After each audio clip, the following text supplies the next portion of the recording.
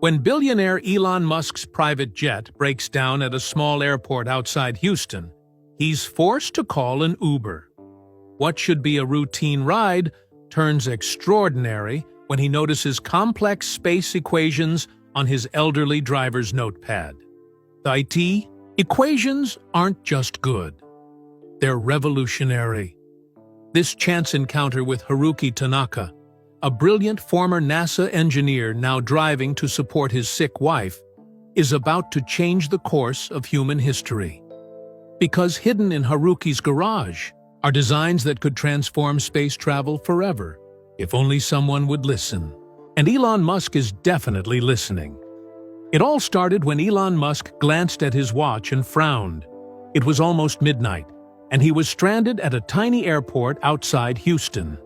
His private jet had developed engine trouble, and the repair team wouldn't arrive until morning. Just perfect, he muttered, running a hand through his dark hair. Rain pattered against the windows of the small terminal building. The airport staff had already gone home, leaving Elon alone with his assistant, Jared. "I've booked you a room at the Four Seasons downtown," Jared said, tapping on his tablet. "An Uber will be here in 7 minutes." Elon nodded. He hated delays, especially when he had meetings at SpaceX's Starbase facility early tomorrow. Every minute counted when you were trying to get humans to Mars. "You're sure there's no helicopter service? Private charter?" Elon asked, knowing the answer already. "Not at this hour, sir. Not in this weather." Elon's phone buzzed. "Car's here," he said, grabbing his small overnight bag. "Go home, Jared. I'll see you in the morning." Outside, the rain had slowed to a drizzle. A white Toyota Camry waited by the curb, its headlights cutting through the darkness. Not his usual transportation, but it would do. Elon opened the back door and slid inside. The car was immaculately clean and smelled faintly of pine. "Four Seasons Hotel, downtown?" asked the driver, his voice soft and accented. "That's right," Elon replied, glancing up. The driver was an elderly Asian man, perhaps in his 70s, with a neat white beard and wire-rimmed glasses. His hands rested lightly on the steering wheel, the skin spotted with age but steady. A small astronaut figure dangled from the rearview mirror. "Traffic should be light this time of night," the driver said, pulling away from the curb. "We'll have you there in 40 minutes." Elon nodded, taking out his phone. He had emails to answer, plans to review, the usual mountain of work that came with running multiple companies. But something on the dashboard caught his eye. A small notepad lay open, covered with handwritten numbers and symbols. Not the usual driver's notes of addresses or directions, but complex mathematical equations. The driver noticed Elon's gaze and quickly flipped the notepad closed, tucking it into his pocket. "Sorry about that," the driver said. "Just some old habits. Hard to break."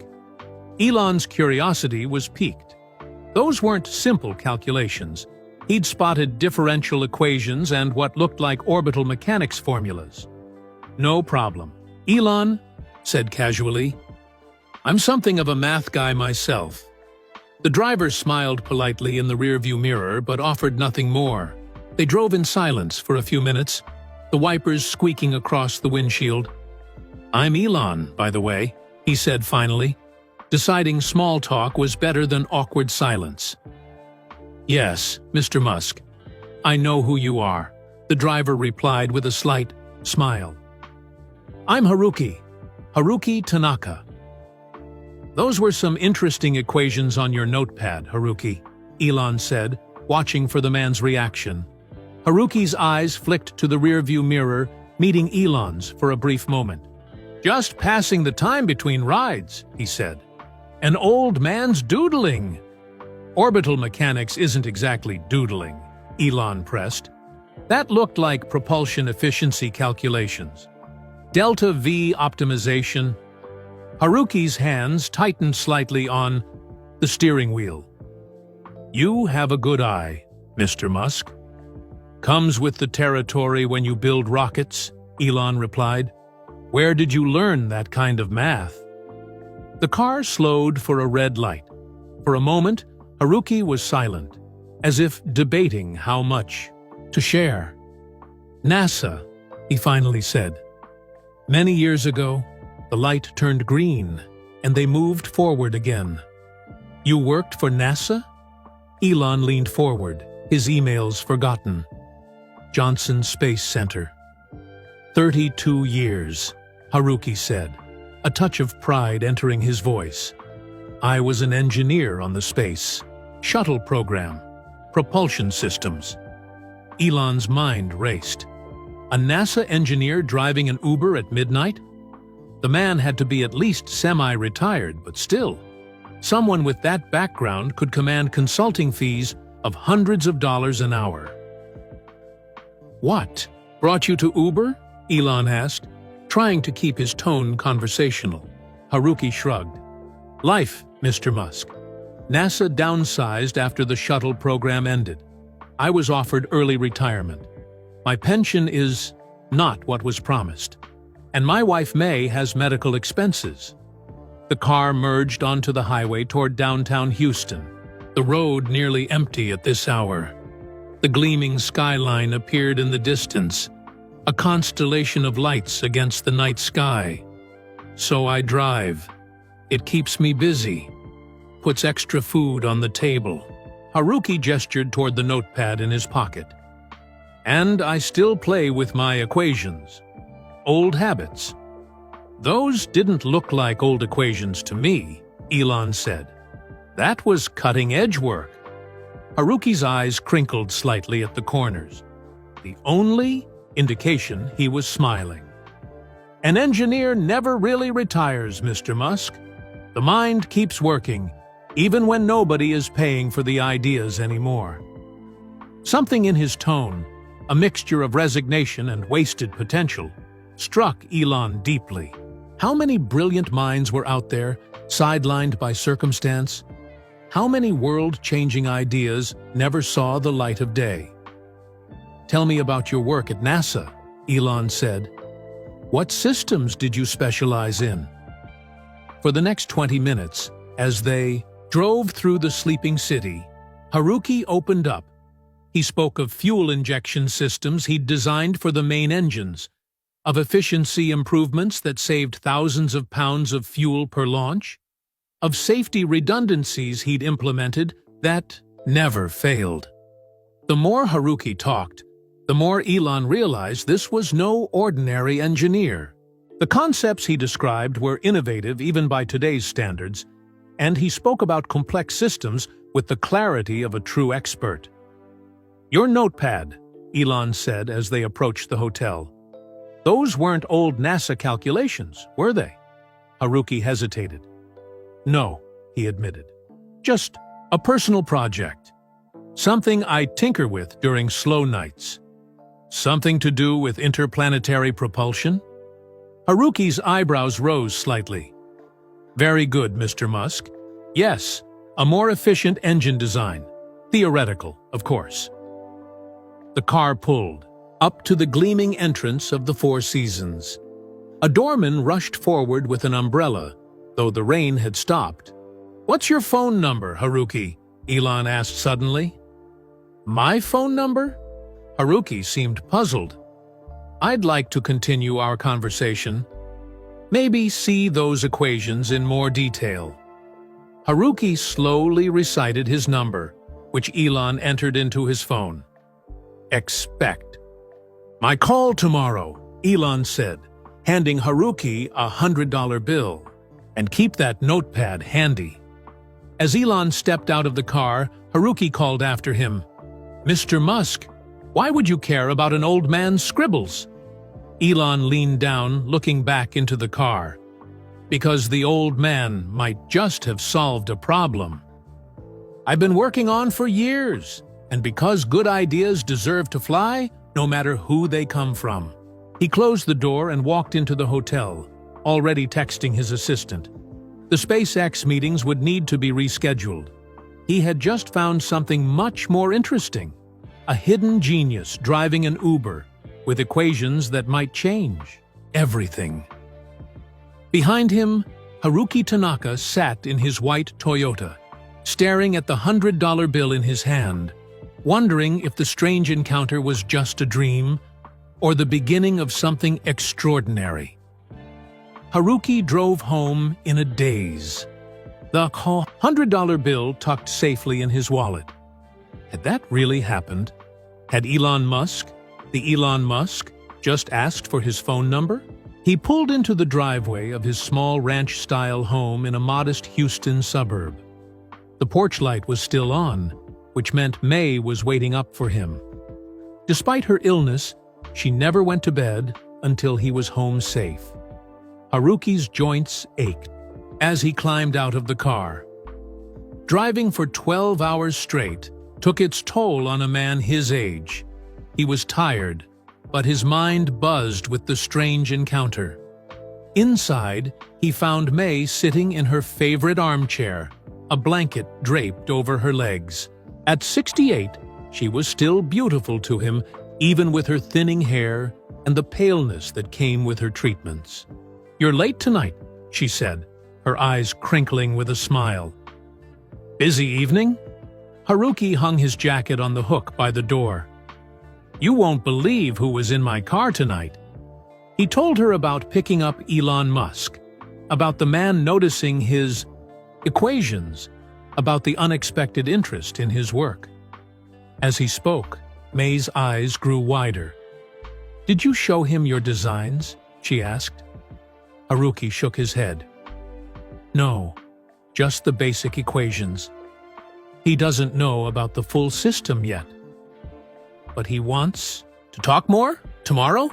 "That's what he said." Haruki sank into the chair opposite her. "But May, you know how these rich men are. Full of excitement one minute, gone the next. He'll forget by morning." May reached across and took his hand. Her fingers were cool and thin. "Maybe not this time. Your work is brilliant, Haruki. I've always told you that. You're my wife." "You have to say that," he teased, squeezing her hand gently. "I say it because it's true." Her voice grew serious. "Promise me you'll take his call if it comes."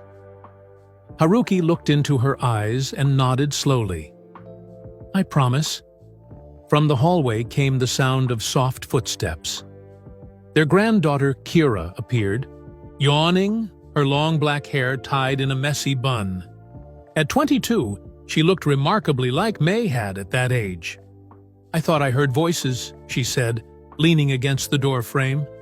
"Everything okay?"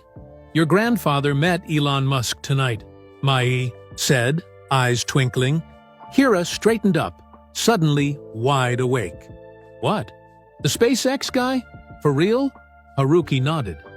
"He was my passenger, from the small airport to downtown. And he saw Grandpa's rocket designs," May added proudly. "Not the designs," Haruki corrected. "Just some of the equations." Kira crossed the room and perched on the arm of her grandmother's chair. "Did you tell him about your wormhole theory?" "Kira." Haruki frowned. "It's not a wormhole theory. It's a theoretical approach to space-time manipulation for propulsion purposes." "Which is basically a wormhole," Kira said, grinning. As a third-year engineering student at Rice University, she understood her grandfather's work better than anyone except May. "No, I didn't tell him about that," Haruki said firmly. "And I won't. That part is complicated." "That part is genius," Kira insisted. "It's what makes your whole system revolutionary." Haruki sighed. "It's theoretical, unproven. No one would take it seriously." "Elon Musk might," May said softly. The three of them sat in silence for a moment, considering the possibility. "He gave me a $100 tip," Haruki finally said, taking out his wallet and showing them the bill. Kira whistled. Nice! That'll help with this month's medications. May's face clouded slightly at the mention of her prescriptions. The cancer treatments were expensive, even with their insurance. It was the main reason Haruki drove for Uber despite his age. "Don't worry about that now," she said, patting Kira's hand. "Tell me more about Mr. Musk. Was he nice?" "He was intense," Haruki said, remembering the man's piercing gaze. "Very focused. He recognized my orbital mechanics equations right away." "Of course he did," Kira said. "He builds rockets for a living." "Yes, but he understood them." "Really understood them?" Haruki still seemed surprised. "Most people see my notes and think I'm working on accounting or statistics." "Because most people aren't rocket scientists," Kira pointed out. "Neither am I. Not anymore," Haruki said, his voice tinged with regret. "Just an old man driving a car." "Stop that," May said sharply. "You are Haruki Tanaka. Your fuel injection system flew on 27 shuttle missions. Your safety protocols saved lives. Your mind is as brilliant now as it was then." Haruki smiled at his wife's fierce defense. For 39 years, she had been his strongest supporter, believing in him even when he didn't believe in himself. "I should get some sleep," he said, standing up slowly. "If Mr. Musk does call tomorrow, I should be rested." "And you'll show him everything?" May pressed. "All your work?" Haruki hesitated. "We'll see. Let's not get ahead of ourselves." After helping May to bed, Haruki went to his garage. This was his sanctuary, his workshop. One wall was covered with whiteboards filled with equations. A desk held stacks of notebooks containing 15 years of calculations and designs. In the corner sat a crude model of his theoretical engine, built from spare parts. He turned on the desk lamp and opened his notepad to the page Elon had seen. The equations were just a small part of a much larger system, a revolutionary approach to space travel that he'd been developing since leaving NASA. NASA had dismissed his ideas as too theoretical, too risky. But what if Elon Musk saw something different? The man was known for taking risks, for pushing boundaries. Haruki touched the model engine gently. Could his work actually mean something again? Could his designs fly after all these years? "Don't be foolish, old man," he muttered to himself. "He won't call."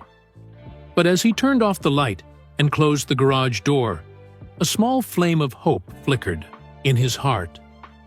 Hope that had been dormant for a very long time. In his bedroom, he found May already asleep, her breathing shallow but steady. He slipped into bed beside her, careful not to wake her. "Something is about to change," he whispered, though she couldn't hear him. "I can feel it." Across town, in his luxurious hotel suite, Elon Musk was wide awake. His laptop screen glowed in the darkness as he searched for information on Haruki Tanaka. Article after article from NASA's archives appeared. Papers on propulsion systems, fuel efficiency, safety protocols, awards for innovation, patents filed under Haruki's name. One photo showed a younger Haruki standing proudly beside the Space Shuttle Discovery, his hand resting on the massive main engine he had helped design. Elon leaned back, his mind racing with possibilities. The equations he'd glimpsed in Haruki's car suggested a breakthrough approach to interplanetary travel, exactly what SpaceX needed for their Mars missions. He picked up his phone and sent a text to his assistant. "Cancel all my meetings tomorrow. Found something more important. Need to meet with a Haruki Tanaka, former NASA engineer. Track him down. Bring him to the Texas facility ASAP." Then he added, "This could change everything." Morning sun streamed through the hotel curtains as Elon sat cross-legged on his bed, surrounded by printouts. He had barely slept. too excited by what he had discovered about Haruki Tanaka. The man wasn't just any NASA engineer, he was a legend within the space agency.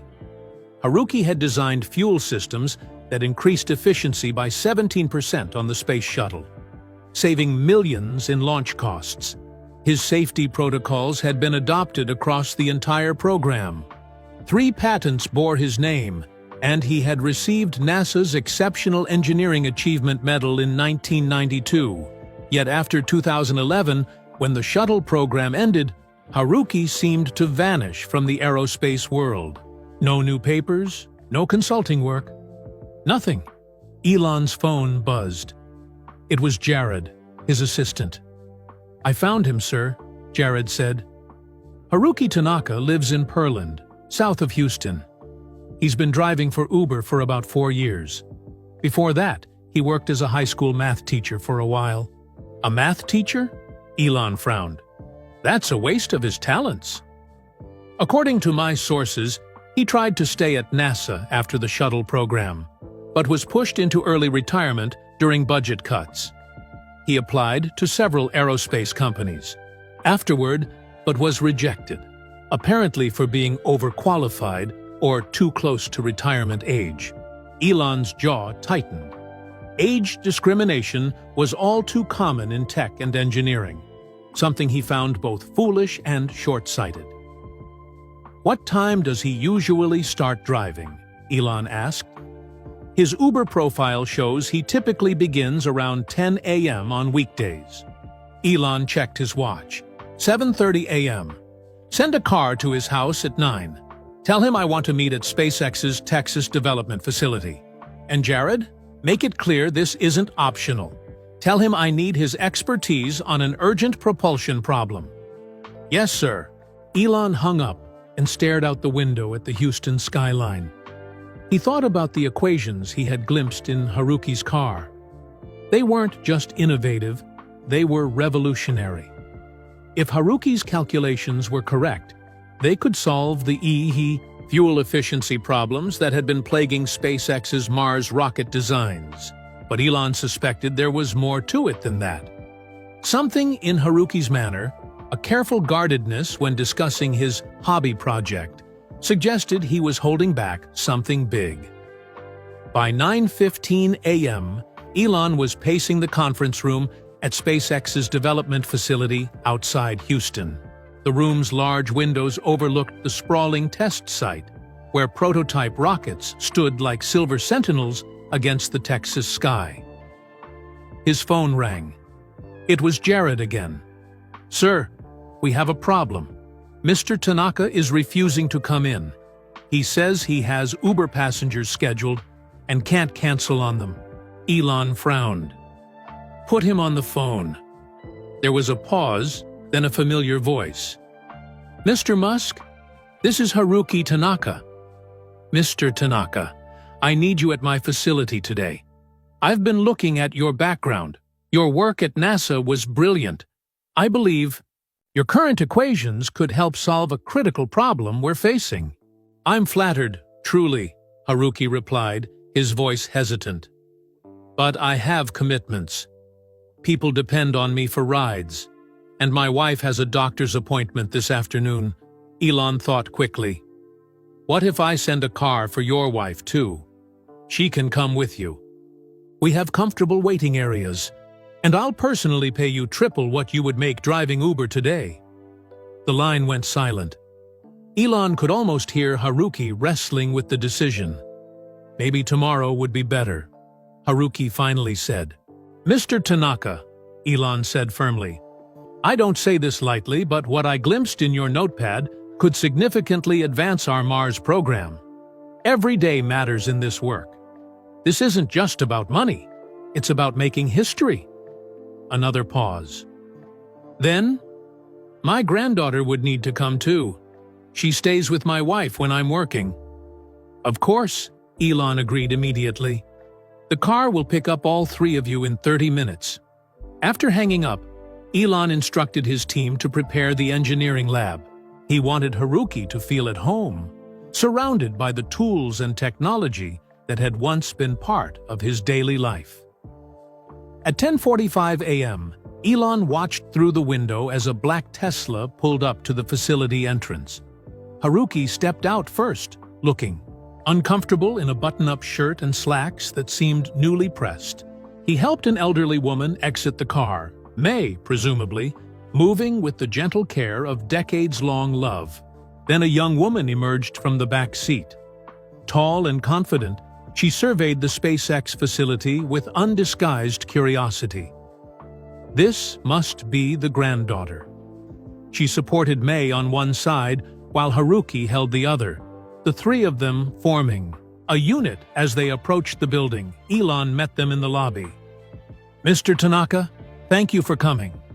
He extended his hand, which Haruki shook firmly. "And you must be Mrs. Tanaka and—" "Kira," the young woman supplied. "Kira Tanaka. I'm studying aerospace engineering at Rice University." Her direct gaze held a challenge, as if daring Elon to dismiss her because of her age or gender. Elon nodded, instantly liking her confidence. "Excellent. We always need good engineers." He turned to May.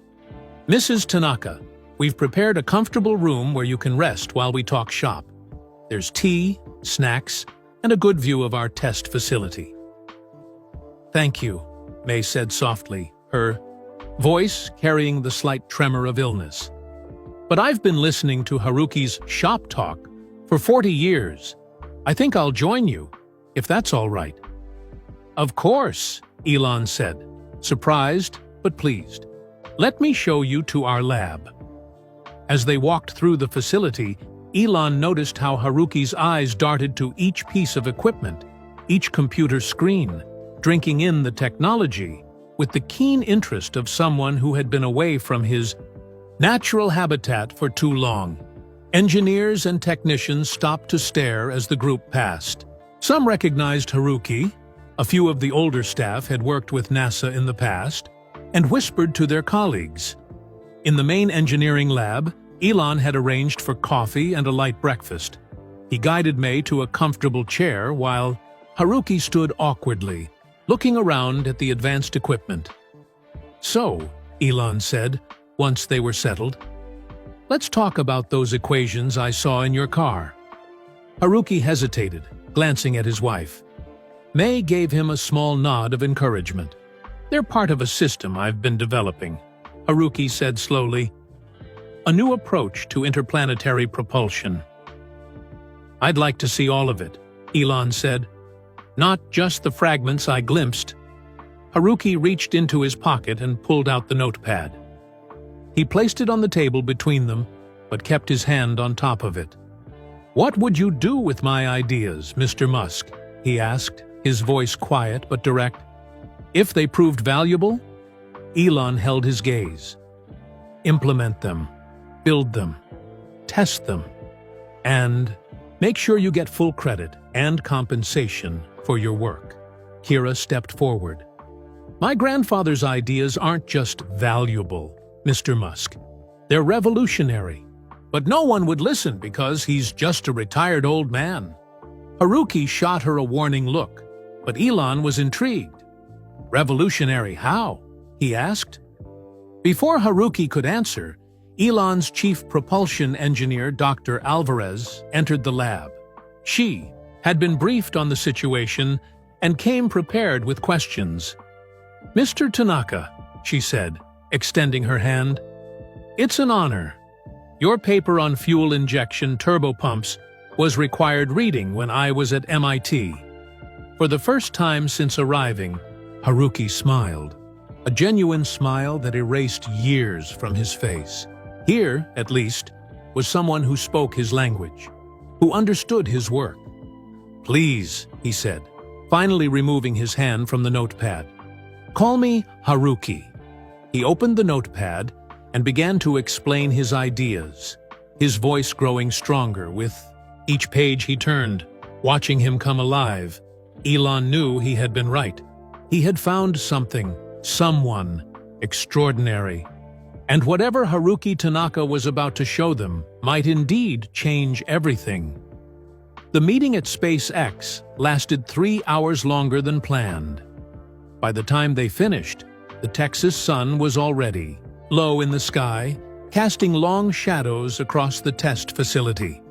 Haruki had shared only parts of his propulsion system, the basics of his fuel efficiency designs, and some of his thruster configurations. Even these partial revelations had left Dr. Alvarez and the other SpaceX engineers buzzing with excitement. They recognized the potential immediately.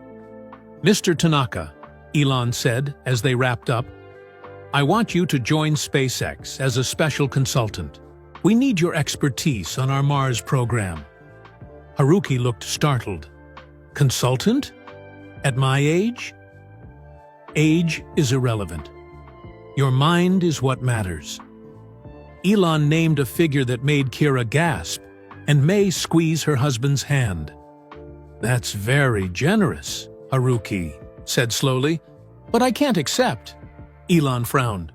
"The salary is negotiable if—" "It's not about money," Haruki interrupted. "It's about May." He glanced at his wife, whose face had grown pale with fatigue. "She needs my care. Her treatments leave her weak. I can't commit to regular hours at Egypt, a facility this far from our home." May shook her head. "Haruki, don't use me as an excuse." "It's not an excuse," he said firmly. "Your health comes first." Elon watched them, seeing the deep bond between them. Then his eyes moved to Kira, who had been taking detailed notes throughout the meeting, occasionally jumping in with insightful questions that impressed even his senior engineers. "What if we come to you?" Elon suggested. "What do you mean?" Haruki asked. "We set up a small lab in your home. You work on your own schedule. We provide equipment, support staff, anything you need." Kira leaned forward eagerly. "That could work, Grandpa. You could use the garage. It's already half a lab anyway." Haruki hesitated, clearly tempted. "I don't know." "Think about it," Elon said. "Sleep on it. I'll call you tomorrow." As they prepared to leave, Elon arranged for his driver to take the Tanaka family home. He watched them go, noticing how carefully Haruki helped May into the car, how Kira hovered protectively nearby. That evening, back at the Four Seasons, Elon couldn't focus on his other work. His mind kept returning to Haruki's equations, to the potential breakthroughs they represented. He called Dr. Alvarez. "What's your assessment?" he asked without preamble. "His fuel efficiency concepts alone could improve our Mars rocket performance by at least 15%, she replied. "But there's something he's not showing us, something bigger. The equations he shared don't fully connect. There are missing pieces." "I thought so too," Elon said. "We need to get him on board, whatever it takes." "Agreed, but tread carefully. He's old-school NASA, cautious, methodical. Push too hard, and he'll shut down completely." After hanging up, Elon paced his hotel suite, mind racing. He needed Haruki's complete design, not just fragments, but how to gain the old engineer's trust. The next morning, Elon arrived unannounced at the Tanaka home.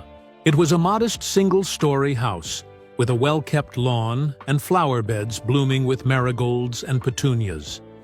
May's touch, he guessed. Kira answered the door, looking surprised. "Mr. Musk? We weren't expecting you." "I know. I apologize for dropping in. Is your grandfather available?" "He's in the garage," she said, stepping back to let him in. "His thinking place, as Grandma calls it." Elon followed her through the neat but simply furnished home. Photos lined the walls, Haruki and May. When they were young, their children, and later Kira in various stages of growing up. One photo showed Haruki in his NASA uniform standing proudly beside a space shuttle. In the kitchen, May sat at the table sorting medications into a pill organizer. She looked up, surprised. "Mr. Musk, I didn't know you were coming." She started to stand, but Elon gestured for her to remain seated. "Please, don't get up. I hope I'm not intruding." "Not at all," she said, though her eyes held a question. "Kira, would you get Haruki from the garage?" "Actually," Elon said, "I'd like to see his workshop, if that's okay."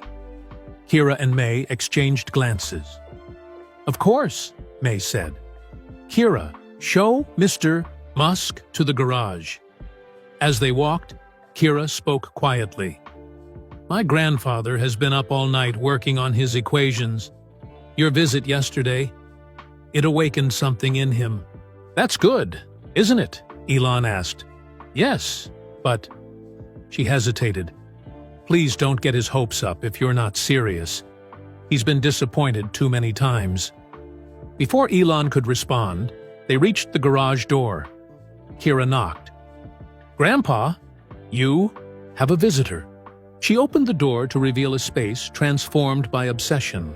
What had once been a garage was now a makeshift laboratory. Whiteboards covered the walls, filled with equations and diagrams. In the center stood a workbench with a partially assembled metal prototype about the size of a microwave. Haruki looked up from his calculations, surprised. "Mr. Musk, what are you doing here?" "I wanted to see where the magic happens," Elon said, taking in the room with keen interest. His eyes lingered on the prototype. "Is that it? Your propulsion system?"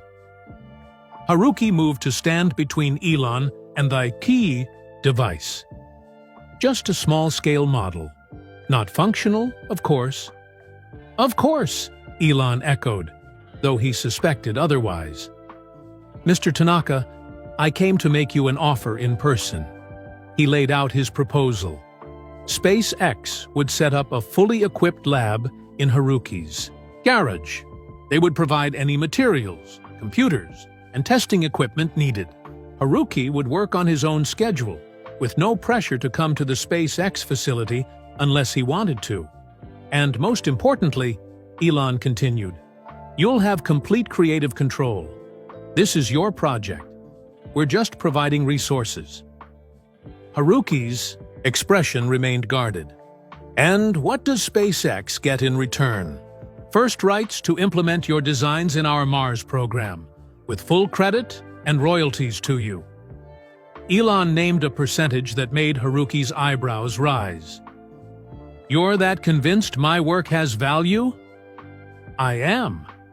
Haruki turned to look at his cluttered workspace, then back at Elon. "I need to think about it."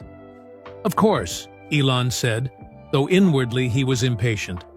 "Take your time." As they walked back to the kitchen, they found May in conversation with Kira, both looking worried. "Is everything okay?" Haruki asked. May nodded, but Kira spoke up.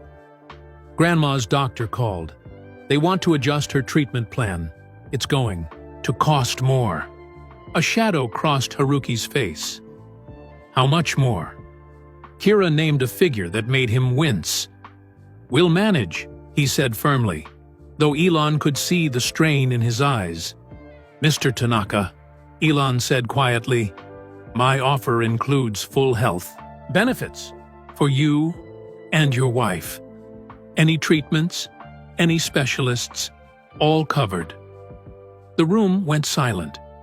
Haruki looked at May, whose eyes had filled with tears. "Take it, Grandpa," Kira urged. "This is your chance to finish what you started, to make a difference." Again. "Kira's right," May said softly. "I've watched you driving that car, coming home exhausted, all while your brilliant ideas gathered dust in this garage. Please, Haruki, do this for yourself." Haruki's shoulders straightened. "I'll do it on one condition," he said, turning to Elon. "Kira works with me as my assistant. She understands my methods, and she's a talented engineer in her own right." Elon glanced at Kira, whose face lit up with hope and excitement. "Done," he said, extending his hand. Welcome to SpaceX, both of you." As they shook hands, Elon felt a surge of triumph.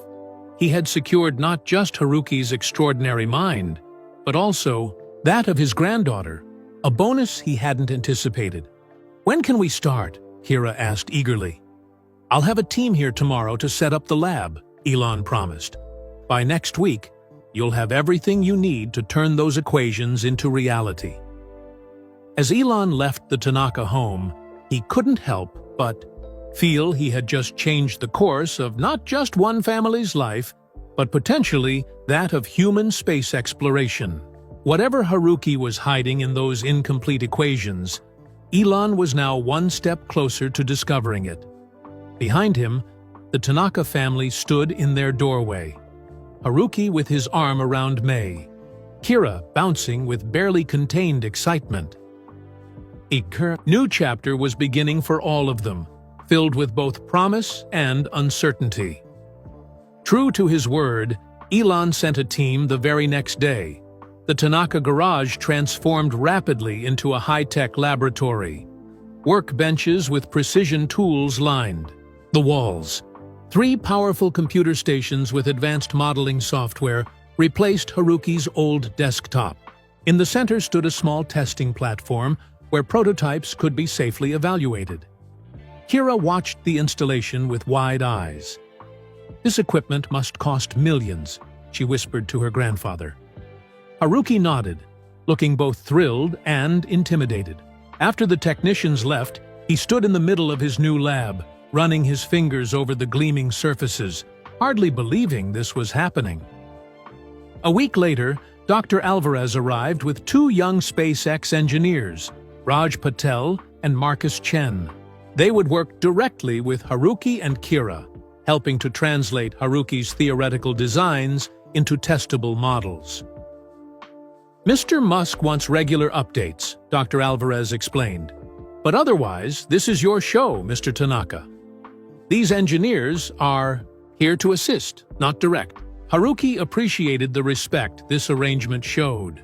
For the first time in years, he was being treated as a valuable mind, not an obsolete relic.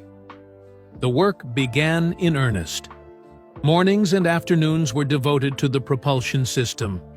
Evenings were for Mei, whose spirits improved seeing her husband engaged in meaningful work again. Kira balanced her university classes with lab time, often staying late into the night running simulations on the new computers. After 2 weeks, Elon returned for his first progress report. The team gathered around the main workbench where Haruki had laid out his detailed plans.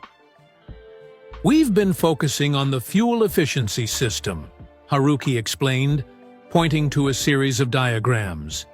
"By restructuring the combustion chamber and modifying the nozzle geometry, we can achieve a 23% increase in efficiency." Dr. Alvarez nodded. "We've run the numbers through our models. His calculations check out." Elon examined the designs with intense focus. "This alone makes our investment worthwhile," he said. "How soon can we integrate these modifications into our existing engines?" 3 months for initial testing, Raj estimated. "Maybe 6 months for full implementation." "Too long," Elon said. "I want prototypes in 4 weeks, full implementation in 3 months." The SpaceX engineers exchanged nervous glances, but Haruki smiled slightly. He recognized Elon's drive to push boundaries, to make the impossible happen on impossible timelines.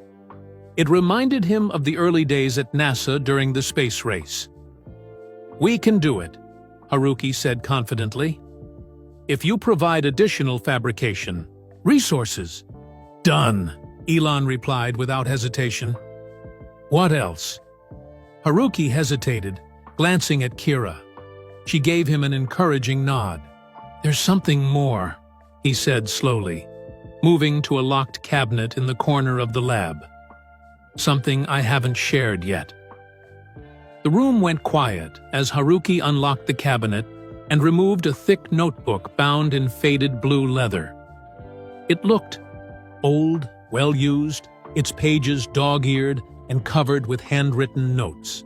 "I started this project 15 years ago, just before I left NASA," he explained, placing the notebook carefully on the table. "They weren't interested then, said it was too theoretical, too risky." He opened the notebook to reveal complex equations and diagrams unlike anything the SpaceX team had seen before. "What are we looking at?" Elon asked, leaning closer.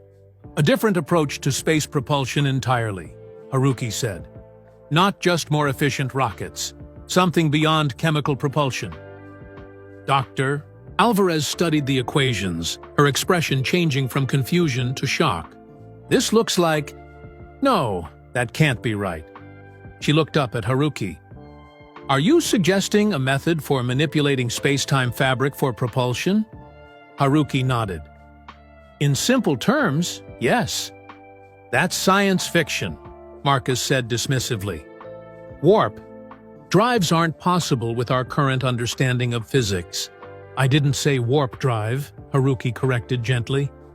"This isn't about exceeding the speed of light. It's about creating localized distortions in space-time to reduce the effective distance traveled. Like folding a piece of paper to bring 2 points closer together," Kira added, using her hands to demonstrate. Elon's eyes gleamed with interest.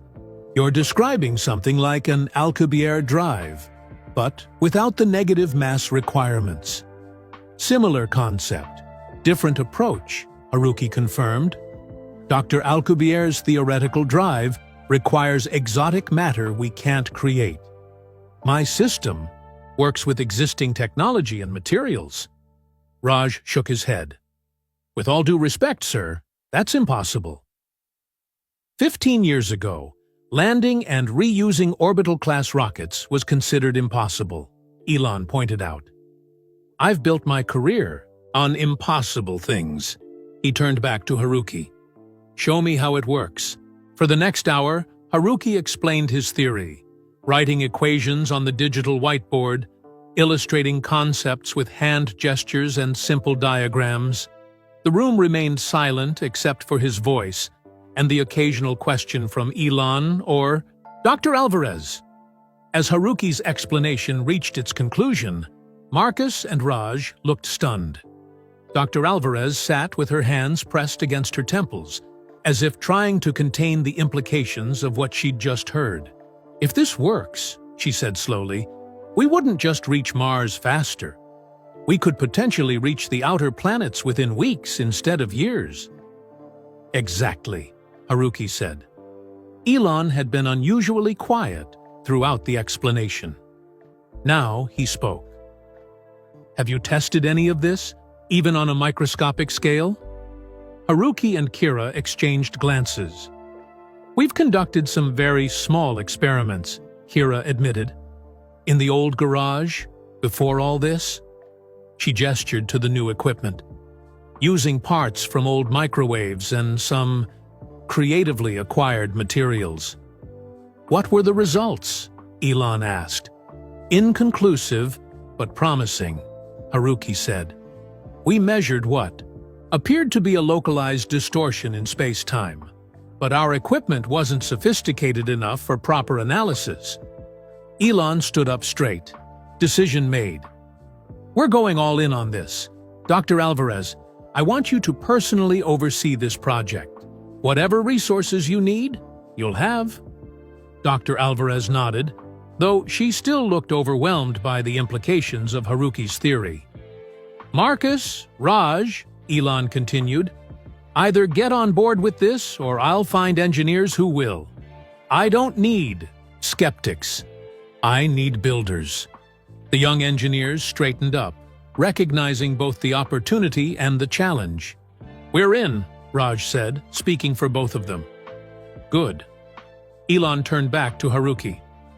"How long to build a testable prototype?" Haruki considered. "With these resources? 3 months for a proof-of-concept device? 6 months for something that could demonstrate actual space-time manipulation." "You have 2 months for the proof of concept," Elon said. 4 for the demonstrator. He checked his watch. I expect weekly progress reports. If you hit any roadblocks, call me directly, day or night. As Elon prepared to leave, he paused at the door. Mr. Tanaka, why did you keep this secret for so long? Why drive an Uber when you had this in your garage? Haruki's face showed a complex mix of emotions: pride, regret, determination. After NASA rejected the concept, I tried other aerospace companies. No one would listen. Eventually, I stopped trying. Sometimes the world isn't ready for new ideas. Well, I'm ready, Elon said simply. Let's make history together. After Elon and Dr. Alvarez departed, Marcus and Raj huddled over Haruki's notebook, arguing excitedly about implementation approaches. The skepticism had transformed into enthusiasm. Kira found her grandfather standing quietly in the corner, watching the young engineers with a mysterious smile. "What are you thinking, Grandpa?" she asked. "I'm thinking I didn't show them everything," he whispered. "Not yet." "The stabilization matrix?" He nodded. "They're not ready for that part. One step at a time." From the doorway, May watched her husband's transformation. The stooped shoulders of the Uber driver had straightened. The hesitant voice had regained its authority. The resigned acceptance in his eyes had been replaced by purposeful determination. Whatever happened with the project, she thought, Elon Musk had already worked a miracle. He had given Haruki back to himself. 2 weeks into the project, Elon's private jet touched down in Houston again. The meeting at SpaceX had gone well, but Haruki's ideas still occupied his thoughts day and night. He had questions that couldn't wait for the weekly reports. Raj met him at the Tanaka house, looking tired but excited. "We've been working around the clock, sir. Mr. Tanaka is, well, he's incredible. At his age, he outworks all of us." Inside the converted garage, Elon found a scene of focused intensity. Marcus sat at one computer station running simulations. Kira worked at another, making adjustments to a complex 3D model. In the center of the room, Haruki stood before a small testing platform where a metal device about the size of a toaster hummed quietly. "Mr. Musk," Haruki said, looking up, "we weren't expecting you. I had some questions about your space-time." "Manipulation theory," Elon replied. "Thought it would be easier to discuss in person." Haruki nodded. "Of course. Though perhaps we should talk privately." Elon raised an eyebrow, but followed Haruki out of the lab and into the backyard. It was a pleasant evening, the Texas heat fading as the sun dipped toward the horizon. May's flower garden filled the air with sweet scents. "I assume you have concerns," Haruki said once they were alone. "Not concerns, curiosities?" Elon sat on a garden bench. "Your theory is revolutionary, but it feels incomplete, like you're holding something back." Haruki smiled faintly.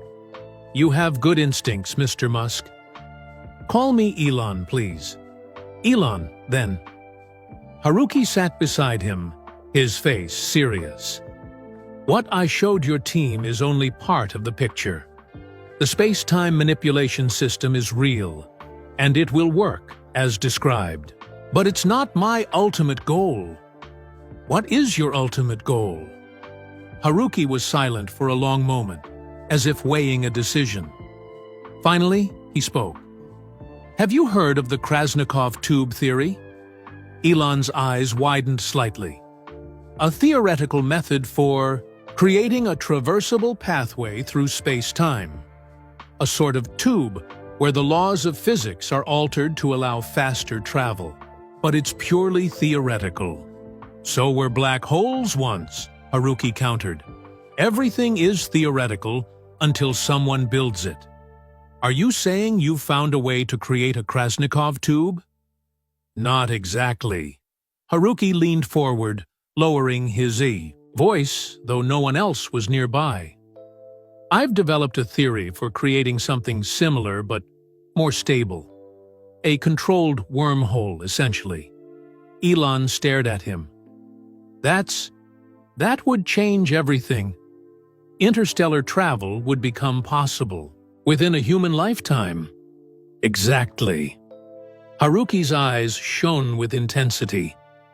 But it goes beyond that. If we can create stable pathways through space-time, we could potentially reach any point in our galaxy. Why haven't you shared this with the team? Haruki sighed. Because I haven't solved all the problems yet. The theory is sound, but the practical application is enormously complex. And frankly, I wasn't sure I could trust SpaceX with this knowledge. You can trust us, Elon said firmly. Perhaps, but this technology in the wrong hands could be dangerous. Very dangerous. Haruki's expression was grave. It's not just about travel. Manipulating space-time at this level has other implications. Like what? Like potentially creating closed time like curves. Elon's breath caught. Time travel. Theoretical time travel, Haruki corrected. Within certain constraints. But even the possibility raises enormous ethical questions. They sat in silence as the implications sank in. A mockingbird sang from a nearby tree, oblivious to the world-changing conversation happening below. When did you develop this theory? Elon finally asked. I began at NASA, but they shut it down. Said it was too speculative, too far from practical application. Haruki's voice held old bitterness. I continued in secret, working nights and weekends. Then May got sick the first time, about 10 years ago. Breast cancer. I'm sorry. She recovered, but the medical bills. Haruki shook his head. I took a teaching job, put the research aside. Then when she got sick again 5 years ago, I drove for Uber because I could make my own hours, be there for her treatments. And the research? I never fully abandoned it. I would work on it late at night, sometimes just doing calculations in my head while waiting for ride requests. But progress was slow. He looked toward the house, where light spilled from the kitchen window. May's silhouette moved inside, preparing dinner. Until now, Elon said. Until now, Haruki agreed. Your resources have accelerated everything. The space-time propulsion system we're building will work. It will revolutionize space travel within our solar system. But the wormhole theory is still theoretical. Yes, and I haven't shared it with anyone except Kira. Not even Dr. Alvarez knows. Elon considered this information carefully. I want to help you complete it. All of it. Why? Haruki asked, studying Elon's face. Most business people would focus on the technology that can be commercialized now. Not chase theoretical physics. I'm not most business people, Elon replied with a slight smile. And besides, I didn't start SpaceX to make money. I started it to make humans a multiplanetary species. And now? Now I'm thinking bigger. A multi-stellar species. Elon stood up, energy radiating from him. We'll build both systems, the space-time propulsion device for near-term applications, and we'll fund your wormhole research as a separate, classified project. Who would work on it? You, Kira, and a small team of your choosing. The most brilliant minds we can find. People you trust completely. Haruki looked skeptical. The technical challenges are enormous. It would require developing entirely new materials, new power systems. I'm good at enormous challenges, Elon said simply. How long would it take? Years, maybe decades. What if I gave you unlimited resources? The best minds, The best equipment? No budget constraints? Haruki thought about it. Even then, 5 years to prove the concept. 10 years for a working prototype. I can live with that timeline. Elon extended his hand. Do we have a deal? You give SpaceX your complete trust, and I give you everything you need to make this happen. Haruki hesitated only briefly before shaking Elon's hand. We have a deal. As they walked back toward the house, Elon asked, Why trust me with this now? You could have kept it secret. Haruki smiled sadly.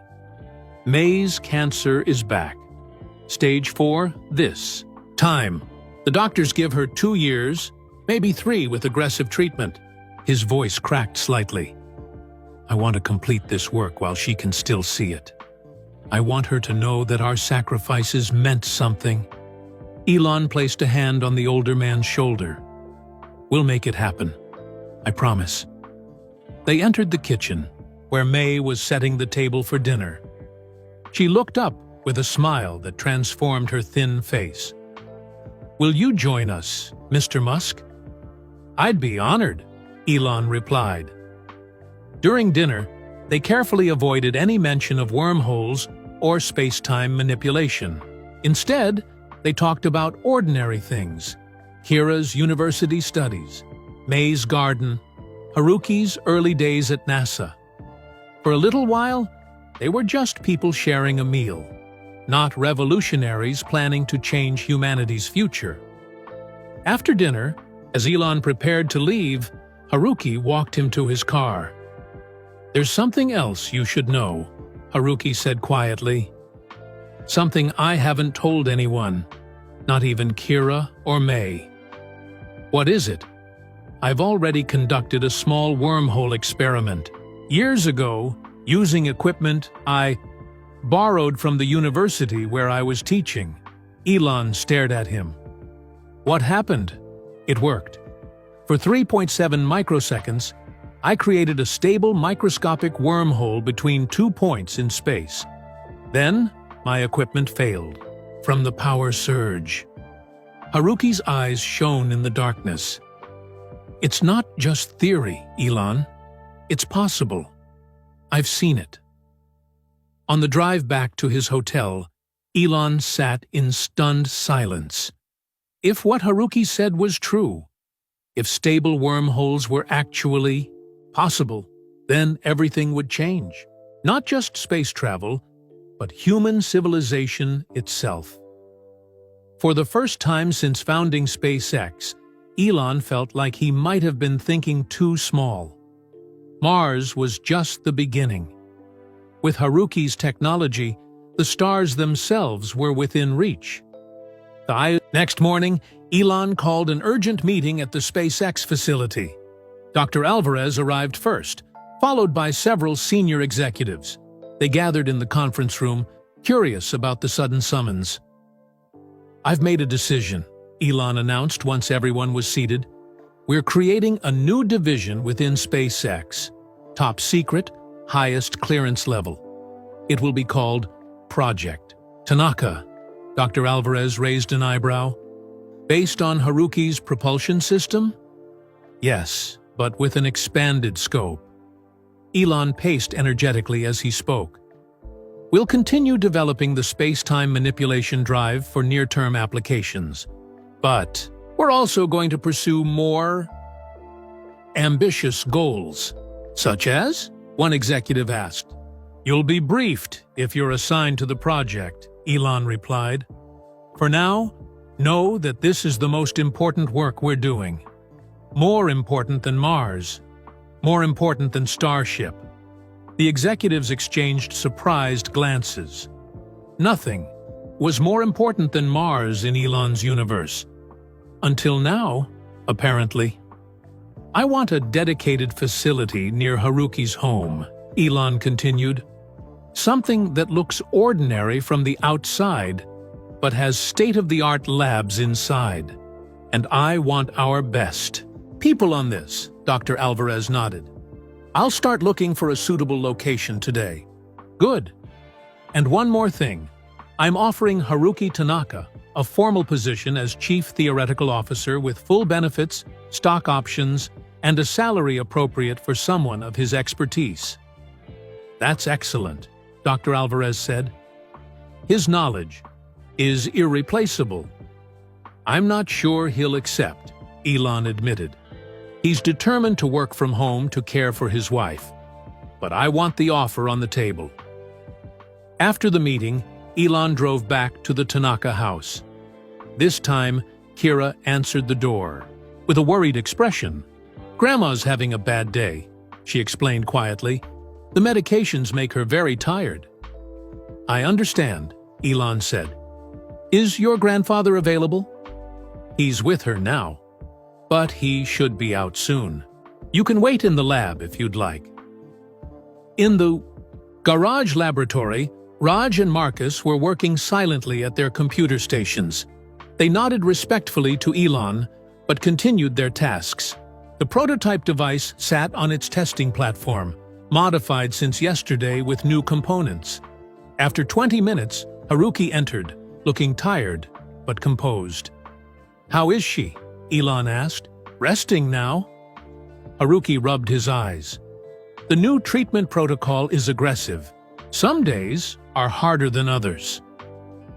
"I'm sorry," Elon said sincerely. Then, getting to business, "I've come to make you an offer." He laid out the details of the Chief Theoretical Officer position, the salary, benefits, and stock options. Haruki listened politely, but shook his head when Elon finished. "I appreciate the offer, truly, but I can't commit to regular hours at your facility. May needs me here." "You misunderstand," Elon said. "The position doesn't require you to come to SpaceX. We're building a facility near your home, walking distance, and your hours would be entirely flexible." Haruki hesitated. "That's very generous."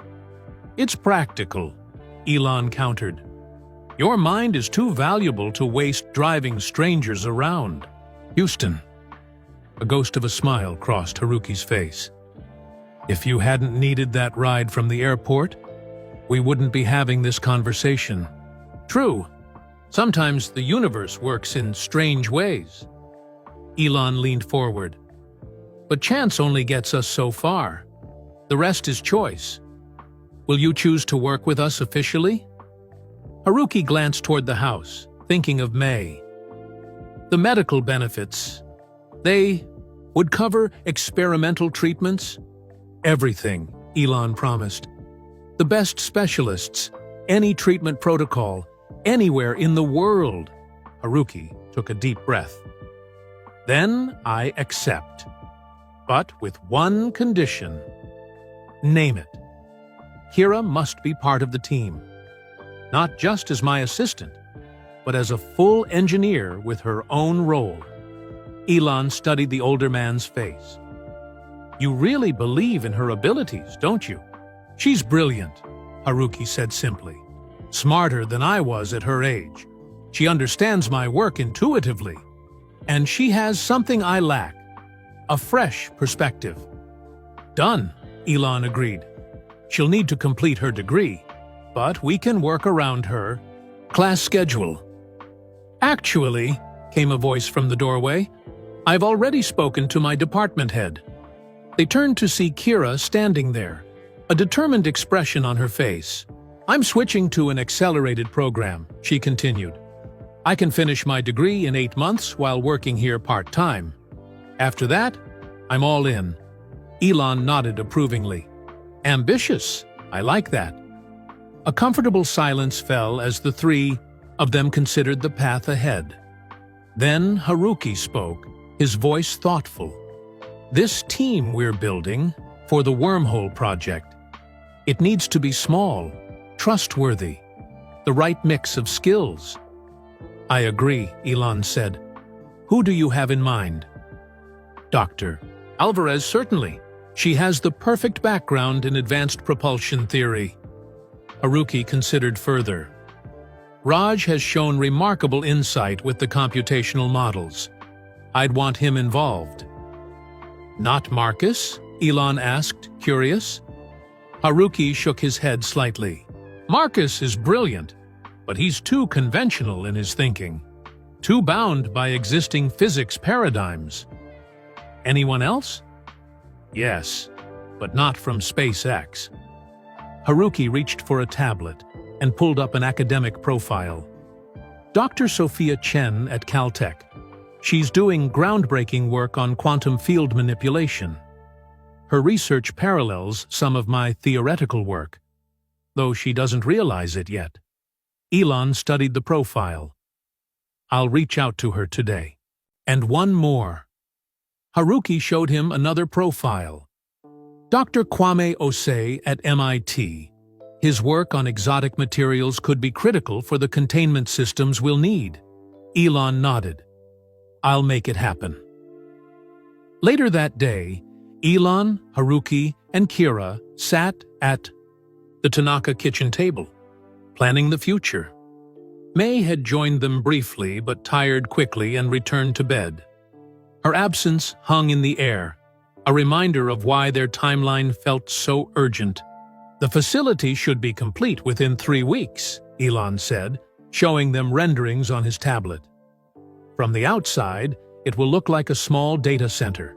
Inside, it will have everything you need. And security? Haruki asked. The highest level, physical and digital. Nothing goes in or out without proper clearance. Kira studied the plans with excitement. This is really happening, isn't it? It is, Elon confirmed, but we need to be strategic about how we proceed. The space-time propulsion system will be our public face, the project everyone knows about. The wormhole research happens behind closed doors, known only to the core team. Haruki nodded in agreement. A wise approach. The propulsion system alone will transform space travel. If that's all we achieve, it will still be revolutionary. But it won't be all we achieve, Kira said confidently. The conversation continued late into the evening, covering technical challenges, resource requirements, and potential applications of the technology. As night fell, Elon prepared to leave. Howdy, the door. Haruki stopped him. Thank you, he said quietly. Not just for the opportunity or the resources, but for believing in possibilities that others dismiss. That's been the story of my life, Elon replied with a small smile. People said reusable rockets were impossible. They said electric cars would never replace gasoline. They said a private company couldn't succeed in space. He shrugged. I'm used to proving people wrong. Then we'll make a good team, Haruki said, because I've spent my life doing the same thing. As Elon drove away, he felt a sense of rightness, of pieces falling into place. The road ahead would be challenging, perhaps the most difficult technical challenge humanity had ever attempted. But for the first time, he believed interstellar travel might be possible within his lifetime. And it had all started with a chance Uber ride and an old man's notepad full of equations. 1 month later, Project Tanaka was in full swing. The new facility, disguised as a data center, stood just 2 blocks from the Tanaka home. Inside, it hummed with activity as the carefully selected team worked on 2 distinct but related projects. The space-time propulsion system progressed rapidly. With SpaceX's resources, Haruki's theoretical concepts were taking physical form faster than he had ever imagined possible. The prototype had grown from tabletop size to a full testing model that occupied a significant portion of the main lab. Kira thrived in the new environment. Her university had allowed her to count her project work as credits toward her degree, recognizing the extraordinary opportunity. She moved between her classes and the lab, often working late into the night with an energy that impressed even Elon. But the wormhole project moved more slowly. Haruki, Dr. Alvarez, Raj, and the newly recruited Dr. Chen and Dr. Osei spent hours in heated discussions, debating theoretical approaches and practical limitations. The power requirements are impossible, Dr. Osei insisted during one such session. Creating even a microscopic stable wormhole would require more energy than a nuclear power plant produces in a year.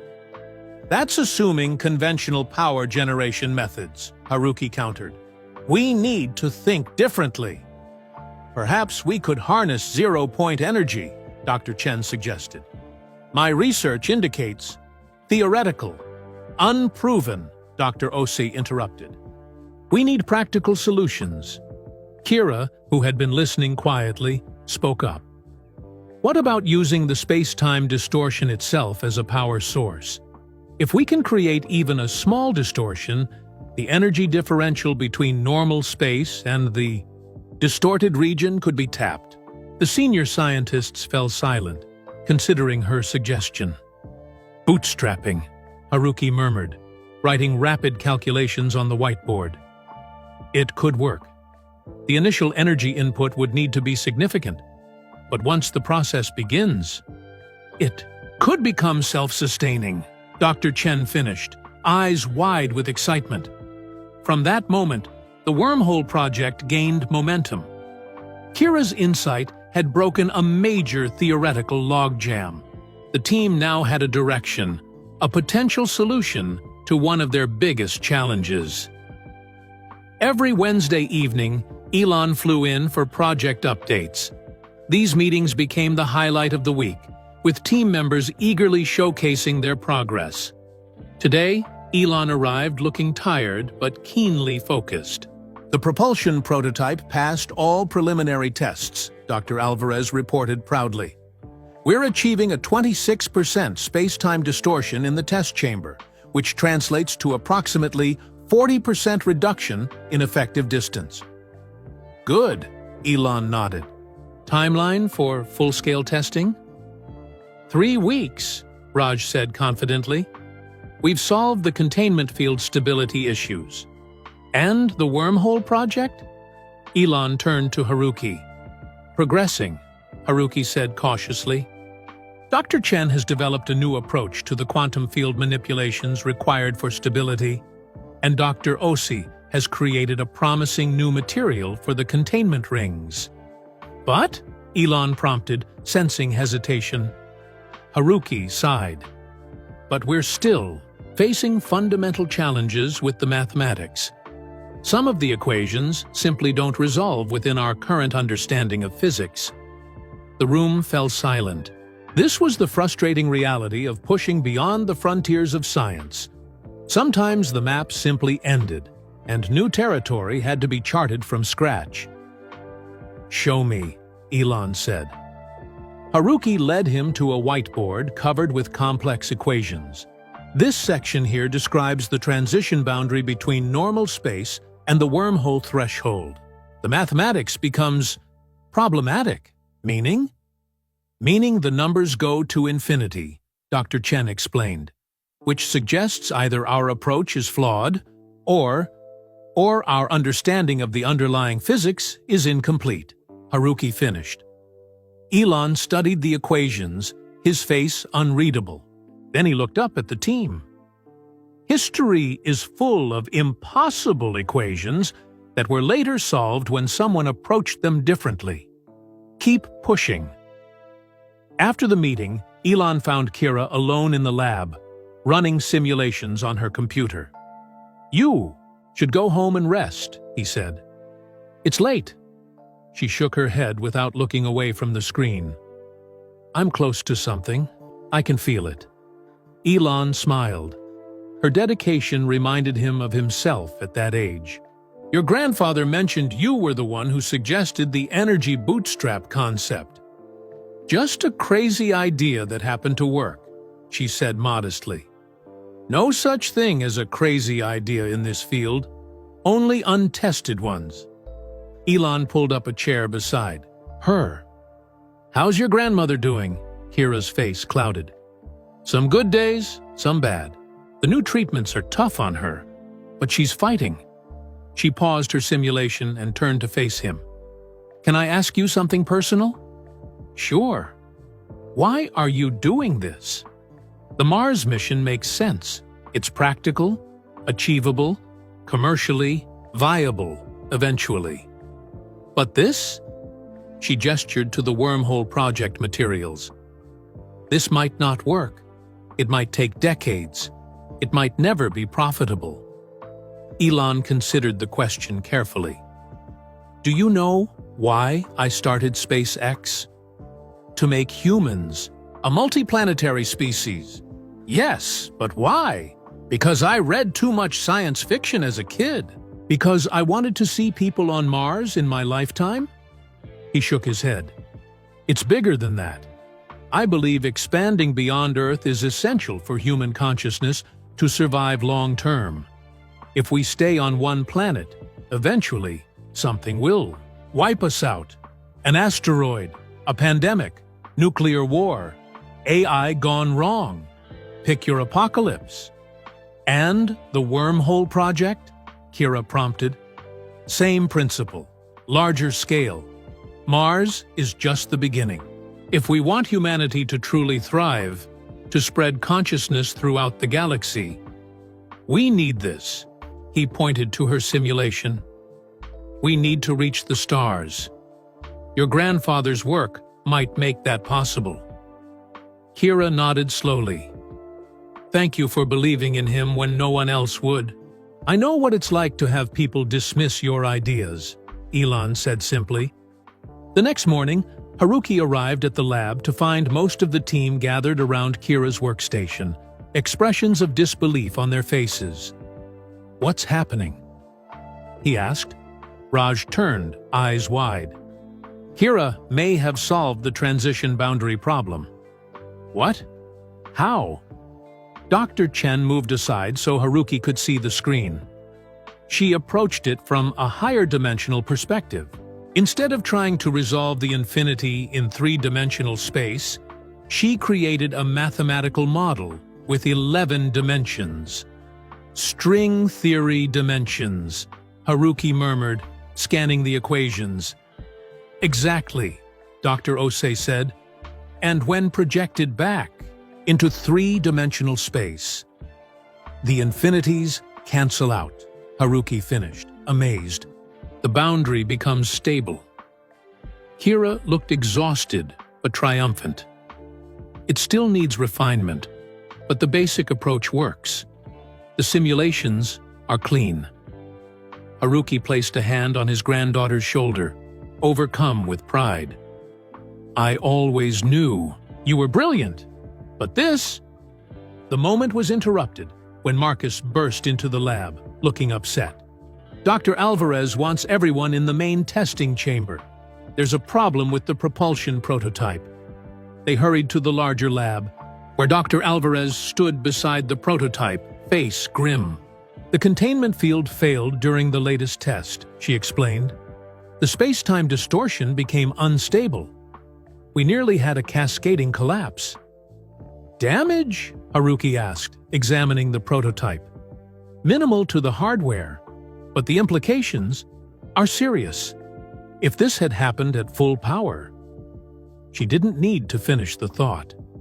A cascading space-time collapse could have catastrophic consequences. We need to redesign the containment system, Raj said. The current configuration can't handle the distortion levels we're trying to achieve. Haruki frowned. That will set us back months. Better months than a disaster, Dr. Alvarez replied firmly. A tense discussion followed, with team members arguing about whether to scale back their goals or push forward with a redesign. The debate grew heated, frustrations rising as weeks of progress seemed suddenly threatened. Enough, Haruki finally said, voice cutting through the arguments. This is precisely why we test. Better to find problems now than during actual implementation. He turned to a whiteboard and began sketching. A new containment design. We'll adapt some principles from Kira's higher dimensional approach. If we reconceptualize the containment field as a hyperdimensional bubble rather than a simple electromagnetic barrier, the team gathered around, arguments forgotten, as Haruki's explanation unfolded. By evening, they had a new design approach that promised greater stability. When Elon called for his daily update, Dr. Alvarez explained both the setback and the new solution. "So we're delayed but not defeated," Elon summarized. "Exactly," she confirmed. "And there's more. Kira has made a breakthrough on the wormhole mathematics. It might be the key we've been looking for." "Progress on both fronts, then," Elon said, satisfaction evident in his voice. "Keep pushing. I'll be there tomorrow to see the new designs." After the call, Haruki found Kira in the break room, slumped at a table, finally succumbing to exhaustion after 36 hours without sleep. "Go home," he said gently. "Get some rest. The equations will still be here tomorrow." She rubbed her eyes. "I just want to finish the simulation."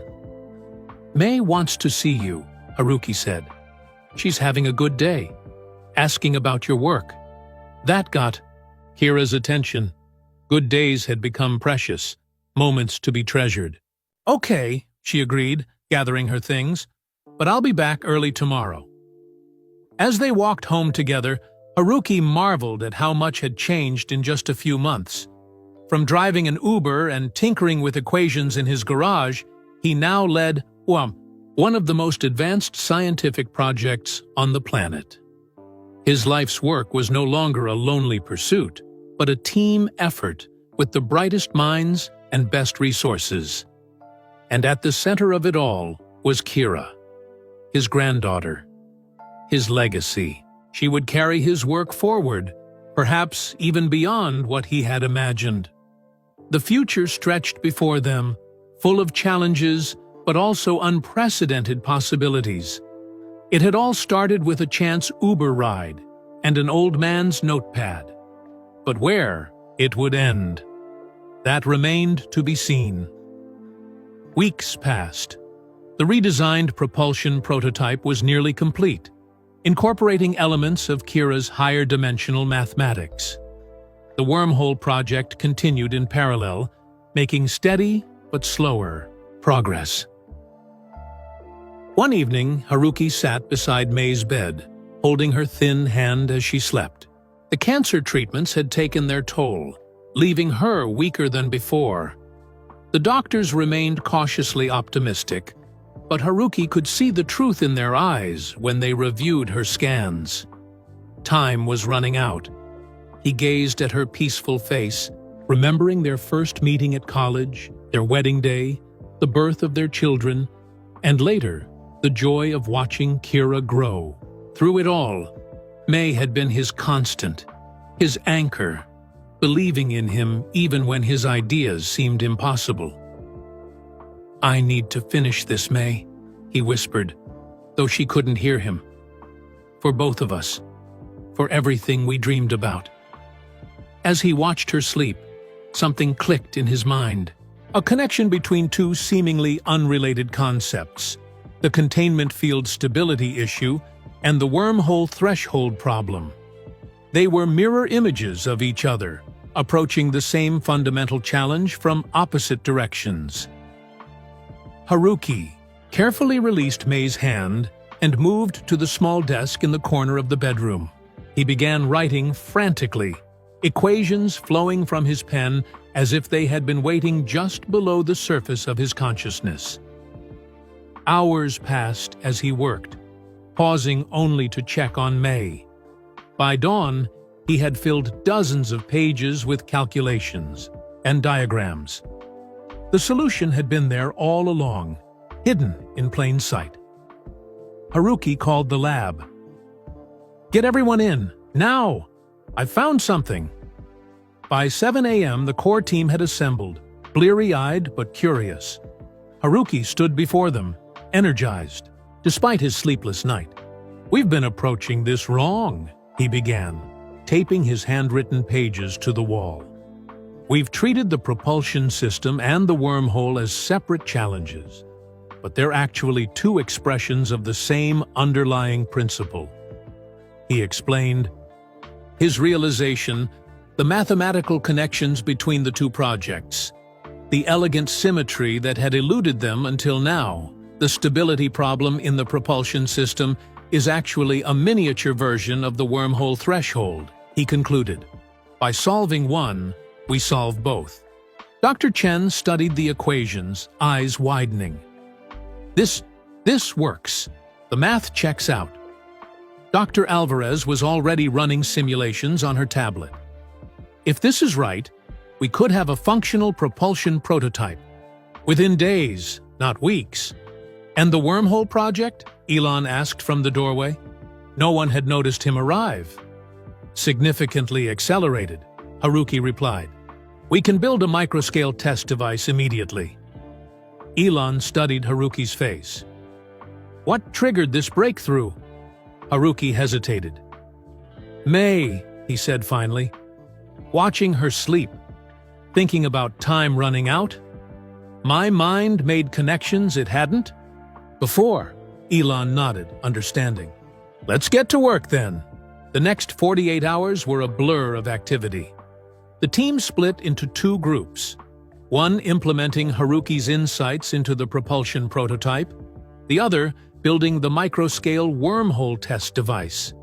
Kira worked alongside her grandfather, translating his handwritten notes into formal mathematical models. She caught a small error in one equation, adjusted a parameter in another. Their collaboration was seamless, each anticipating the other's thoughts. We should call it the Tanaka Drive, Dr. Alvarez suggested as they worked. Haruki shook his head. No names yet. Let's make sure it works first. By the third day, both devices were ready for testing. The propulsion prototype gleamed under the laboratory lights, its redesigned containment field generators humming softly.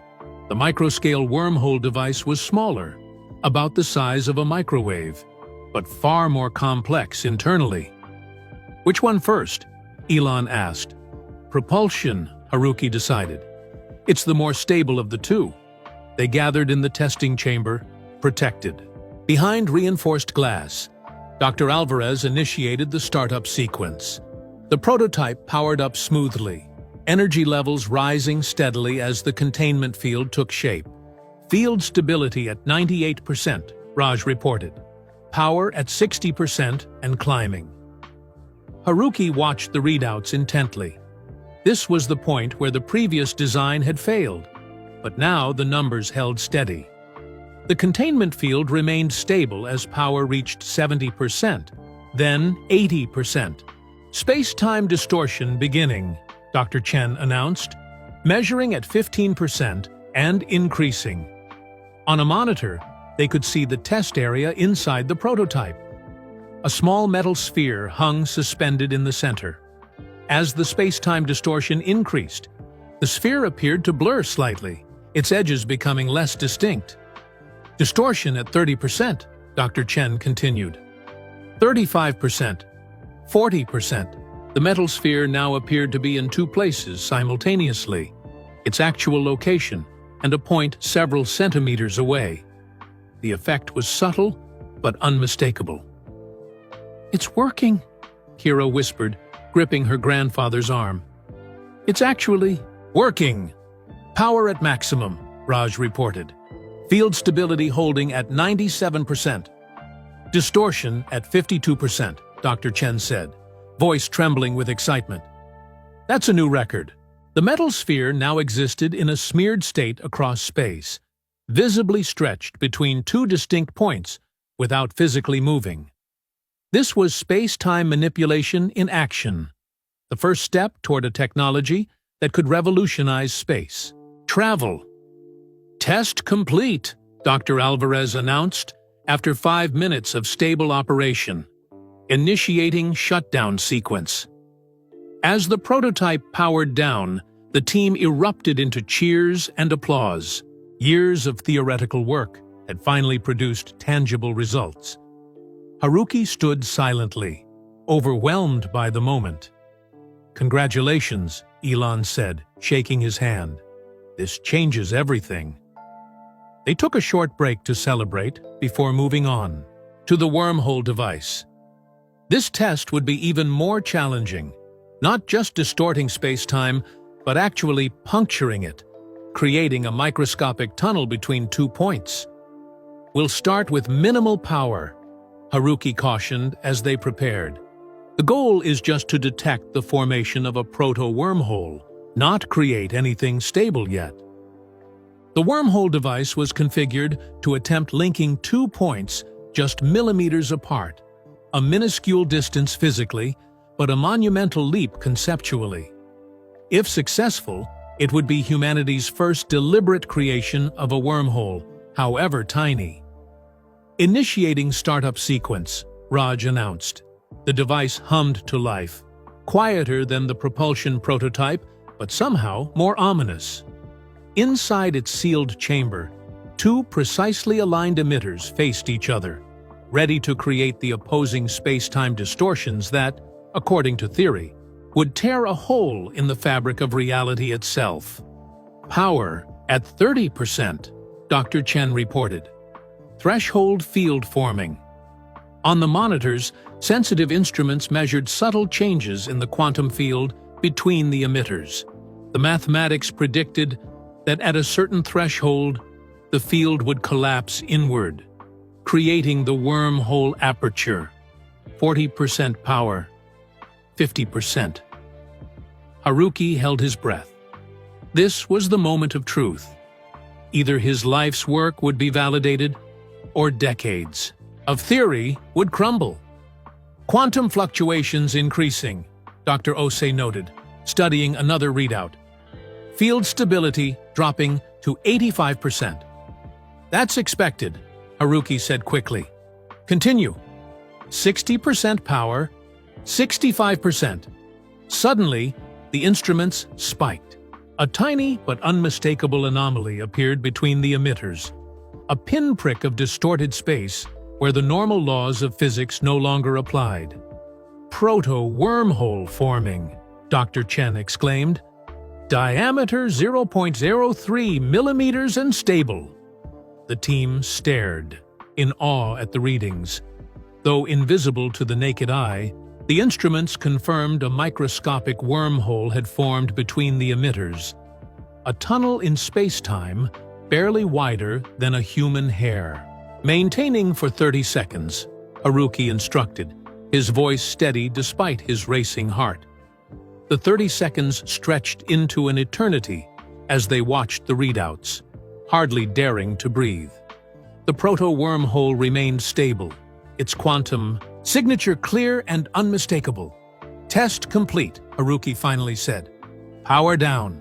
As the device shut down, the proto-wormhole collapsed, leaving reality intact once more. For a moment, no one spoke. Then Elon broke the silence. "You did it," he said simply. "You actually did it." The room erupted in celebration again, louder than before. Kira hugged her grandfather tightly, tears streaming down her face. The other scientists exchanged incredulous looks, the magnitude of their achievement still sinking in. "I need to tell May," Haruki said, disengaging gently from Kira's embrace. "She should know." He hurried home, heart racing with excitement. Pushing open the bedroom door, he found May awake, sitting up against her pillows. "It worked," he said, taking her hands in his. "Both projects, the propulsion system and even the wormhole. We created an actual wormhole, May. Microscopic, but real." May's tired face lit up with joy. "I knew you would do it, Haruki. I always knew." As he described the tests to her, Haruki felt a weight lifting from his shoulders. For decades, his theories had existed only on paper, dismissed by colleagues, relegated to the realm of science fiction. Now they were proven reality, with limitless potential for the future. That night, as the team celebrated at the Tanaka home, Elon pulled Haruki aside. "What's next?" he asked. Haruki looked around at the team, at Kira animatedly explaining the wormhole test to May, at the scientists discussing future applications, at the new family they had formed around this shared dream. "Now," he said with quiet confidence, "we scale up." The mood at Project Tanaka remained euphoric in the days following the breakthrough. News of the successful tests spread through SpaceX, though the details remained classified. Only the core team knew they had created an actual wormhole, however tiny. To the rest of the company, it was simply an advanced propulsion test. Scaling up began immediately. The propulsion system would be the first to reach full size, with plans to integrate it into a test vehicle within months. The wormhole project would proceed more cautiously, incrementally increasing the aperture size while ensuring stability.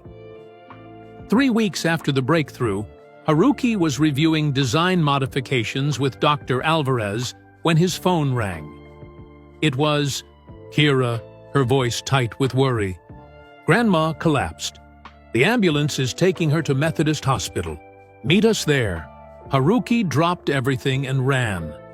Dr. Alvarez drove him to the hospital, where they found Kira in the emergency waiting room, pale and frightened. "What happened?" Haruki asked, taking her hands.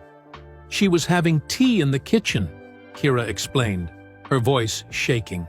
"She stood up to get something and just fell. She couldn't get up again. She was so confused, Grandpa." A doctor approached them, his face serious.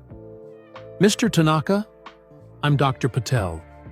We've taken your wife for an MRI. Her symptoms suggest the cancer may have spread to her brain." Haruki felt the floor tilt beneath him. How bad?" "We won't know until we see the scans," Dr. Patel said gently. "But I want to prepare you. If there are brain metastases, her condition is very serious."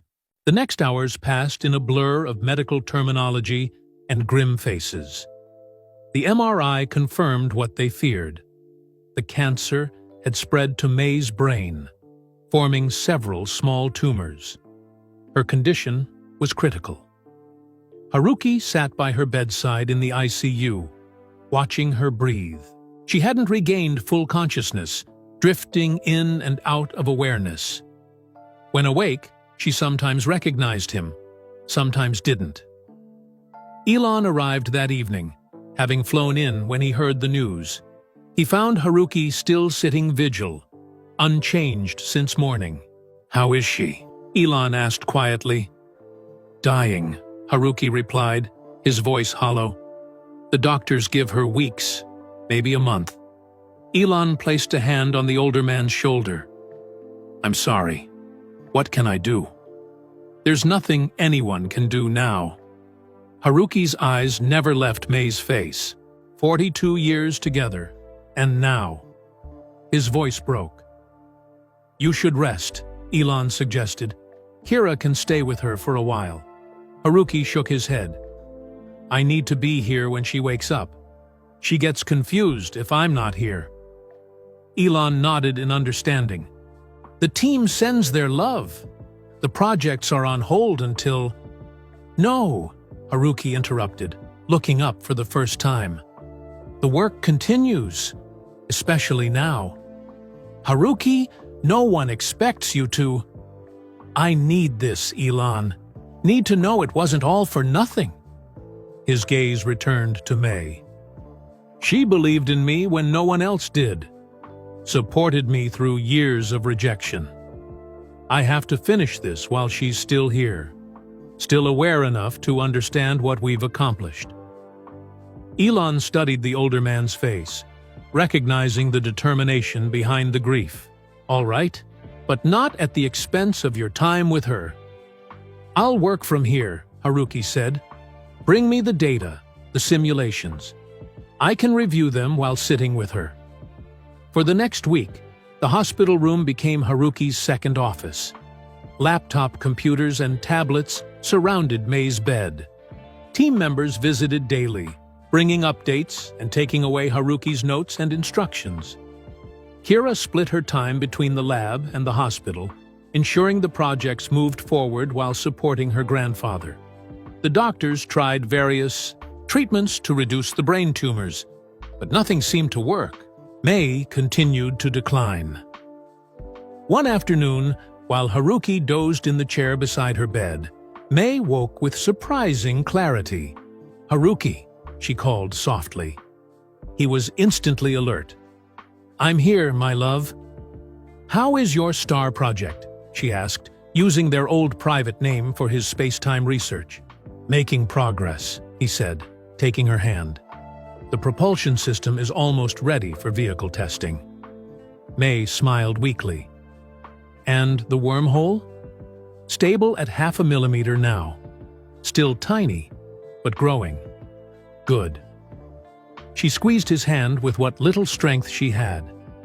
"You've lived your dream after all." "Our dream," he corrected gently. "You need to promise me something," May said, her voice suddenly urgent. "Don't stop when I'm gone. Finish it, all the way." "May, don't talk like that. The doctors are trying.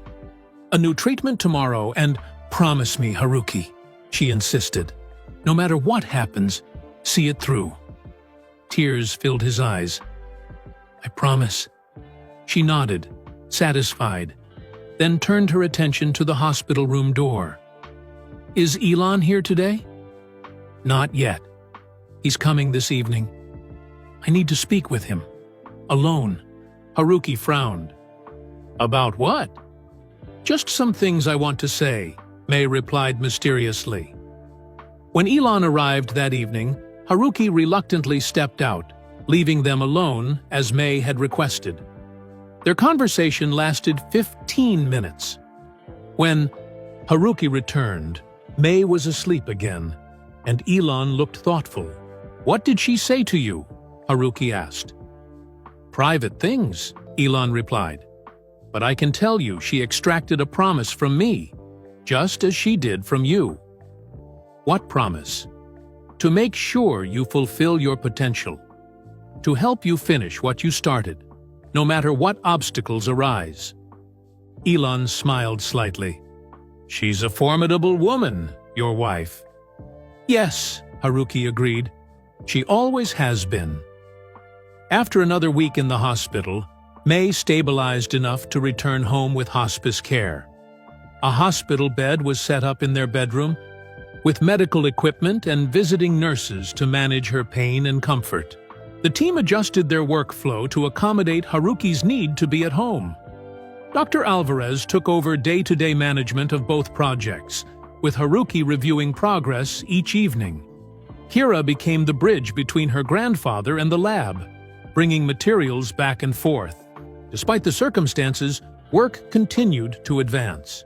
The propulsion system was now integrated into a test vehicle, a modified SpaceX capsule that would attempt the first real-world application of space-time distortion technology. The wormhole project reached a new milestone, a stable aperture 1 centimeter in diameter. Though tiny, it was large enough to conduct the first matter transmission test, sending a single atom through the wormhole from one side to the other. Elon brought the news of this success to Haruki personally, finding him sitting beside May's bed, as always. She was asleep, her breathing shallow but peaceful. 1 centimeter stable and successful matter transmission. Elon reported quietly. Dr. Chen confirmed the quantum signature of the atom was identical before and after passage. No degradation. Haruki nodded, a ghost of a smile crossing his face. The scaling equations are holding true then. We should be able to reach 5 centimeters within a month. They discussed technical details for a while, keeping their voices low.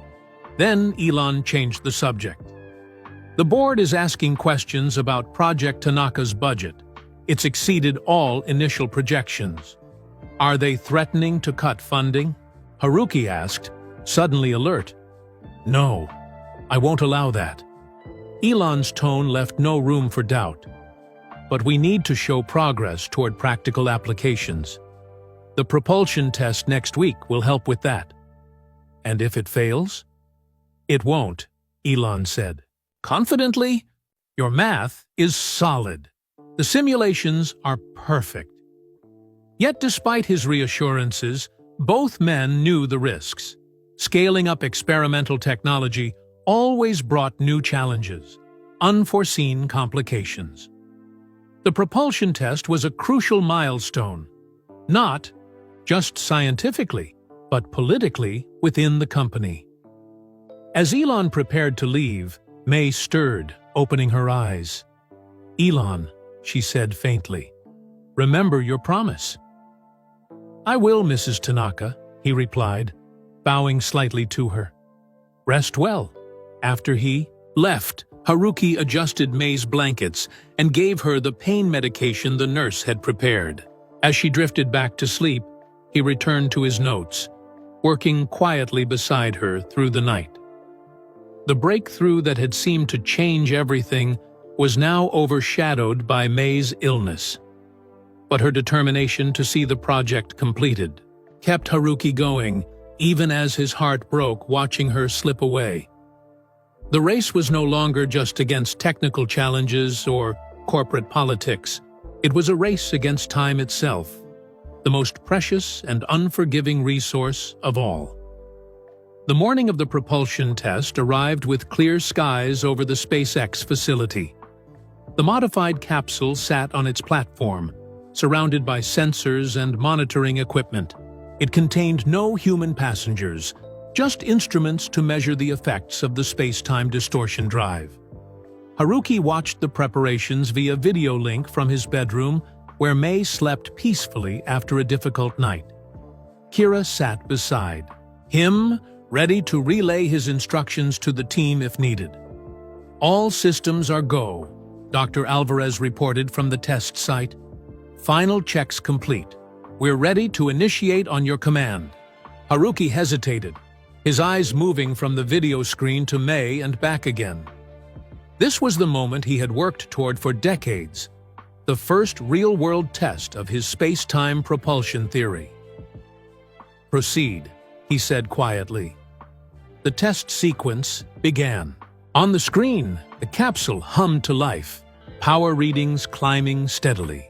The containment field formed around it, creating the bubble of altered space-time that would, if successful, reduce the effective distance between the capsule and its target 0.5 kilometers away. "Field stability at 98%, Raj reported. "Power at 70% and climbing." Haruki leaned forward, anxiety momentarily replacing exhaustion. This was the critical phase where previous prototypes had struggled. 80% power, 90%. The capsule began to blur slightly as the space-time distortion increased. Its edges seemed to stretch toward the target point, creating a strange visual effect, like heat shimmer on a hot road. Distortion at 40%, 45%, 50%. Suddenly, Mei stirred beside them. "Haruki?" she called weakly. Torn between the test and his wife, Haruki moved to her side, taking her hand while still watching the screen. "I'm here, May. We're running the big test today." Her eyes fluttered open. "Is it working?" Before he could answer, Dr. Chen's excited voice came through the speakers. "Distortion at 60%. That's beyond our lab tests." Haruki squeezed May's hand. "Yes, my love. It's working." A slight smile crossed her pale face. "Good. Maximum power achieved," Raj announced. "Field stability holding at 97%. Distortion at 65% and steady." Dr. Alvarez appeared on screen, beaming. "Initiating transit sequence now." This was the moment of truth. The capsule would attempt to move through the distorted space-time, effectively jumping to its target location without traversing the physical distance between. "Transit in 3, 2, 1. On the screen, the capsule seemed to stretch impossibly thin, then vanished. For a heart-stopping moment, nothing happened. Then cheers erupted as the monitoring stations reported success. The capsule had reappeared, precisely at the target coordinates. "Transit confirmed!" Dr. Alvarez shouted over the celebration. "Perfect positioning! The Tanaka drive works!" Kira threw her arms around her grandfather, tears streaming down her face. "You did it, Grandpa. You really did it." Haruki turned to Mei, his own eyes wet with tears. "Did you hear that? It worked perfectly." Mei nodded weakly. "I always knew it would." She squeezed his hand. "Now you can reach the stars." The successful test changed everything. Within days, Elon had secured full board approval for continued funding of Project Tanaka. The space-time propulsion system, now officially dubbed the Tanaka Drive, would move into production development for integration into future SpaceX vehicles.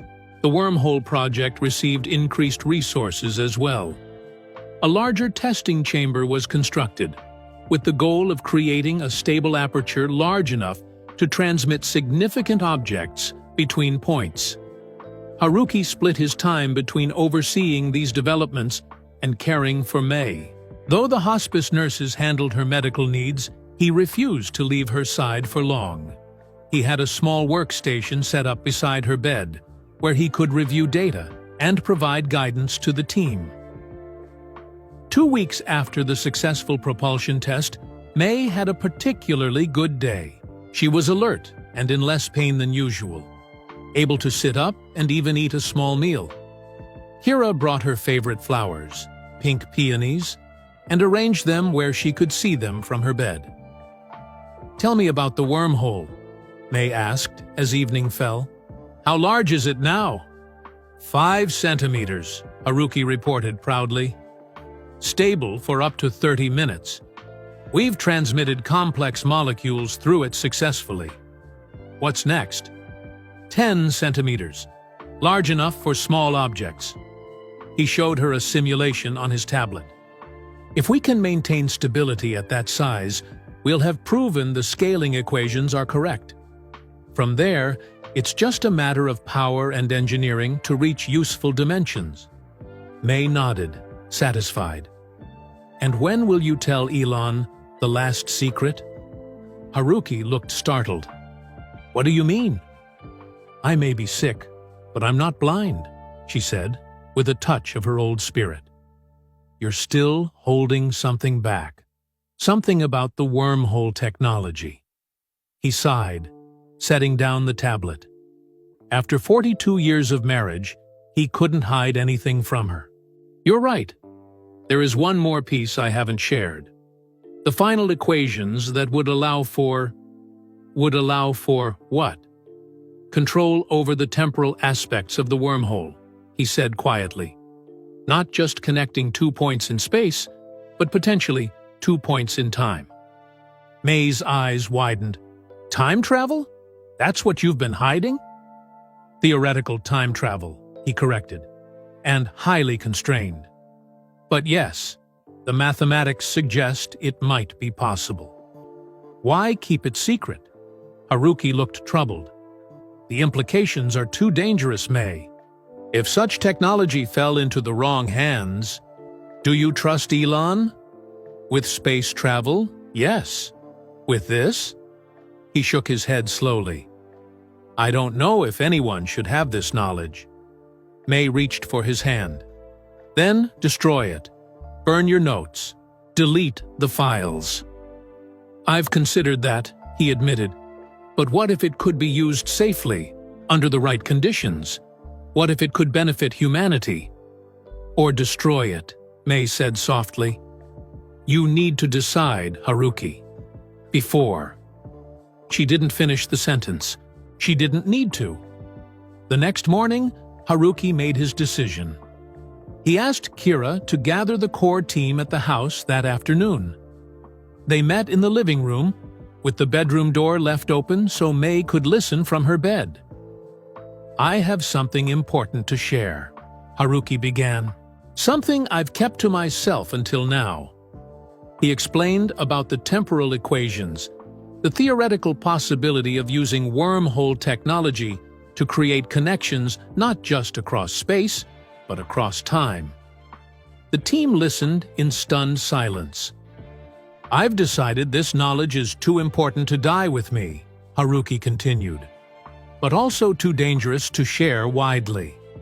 I'm entrusting it to all of you, to use wisely, to protect carefully, and to implement only if you're absolutely certain it can be controlled.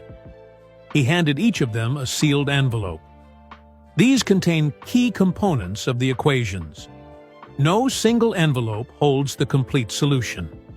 You'll need to work together to understand the full implications, which is exactly as it should be.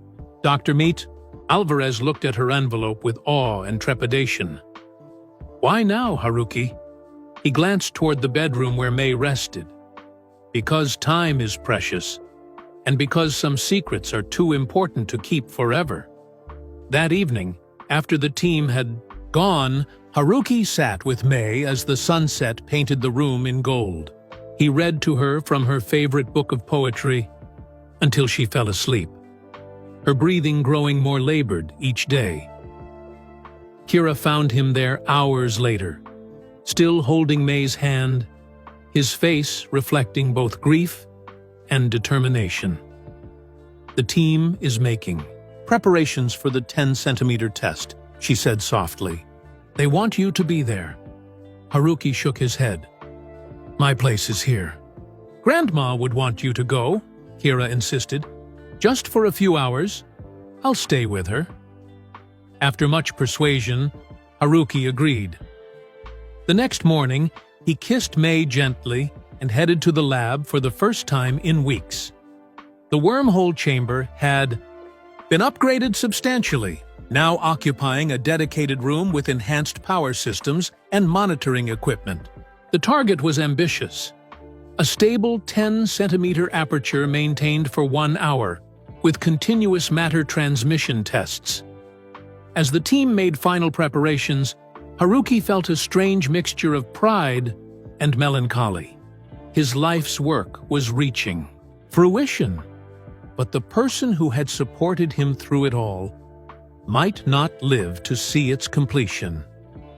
We're ready to begin, Dr. Chen announced. All systems nominal, Haruki nodded. Proceed.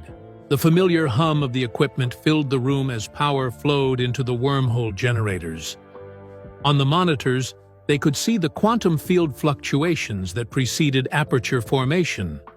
Field collapsing, Dr. Osei reported. Wormhole forming. At 2 centimeters. 4 centimeters. They held their breath as the aperture continued to expand, approaching the target size. At 8 centimeters, previous tests had encountered stability issues, but Haruki's latest refinements seemed to be working. Centimeters? 10 centimeters! Aperture stable! A cheer went up from the team. On the central monitor, they could actually see the wormhole now, a perfect circle of distorted space, like a hole punched through reality itself. Initiating matter transmission test, Dr. Chen announced. A robotic arm moved forward, holding a small cube of specially prepared material. As they watched, it inserted the cube into the wormhole. For a moment, the cube seemed to stretch impossibly. Thin, then vanished. On another monitor, they could see a second robotic arm positioned at the other terminus of the wormhole, waiting to receive the transmitted matter. Seconds ticked by with no result. Transmission delay noted, Dr. Chen said, frowning. Running diagnostics. Suddenly, the cube appeared at the receiving end, perfectly intact. The team erupted in cheers again. Haruki smiled, but his eyes went to his phone. No messages from Kira. May was still stable. The tests continued successfully for the next hour, with various materials being transmitted through the wormhole without degradation.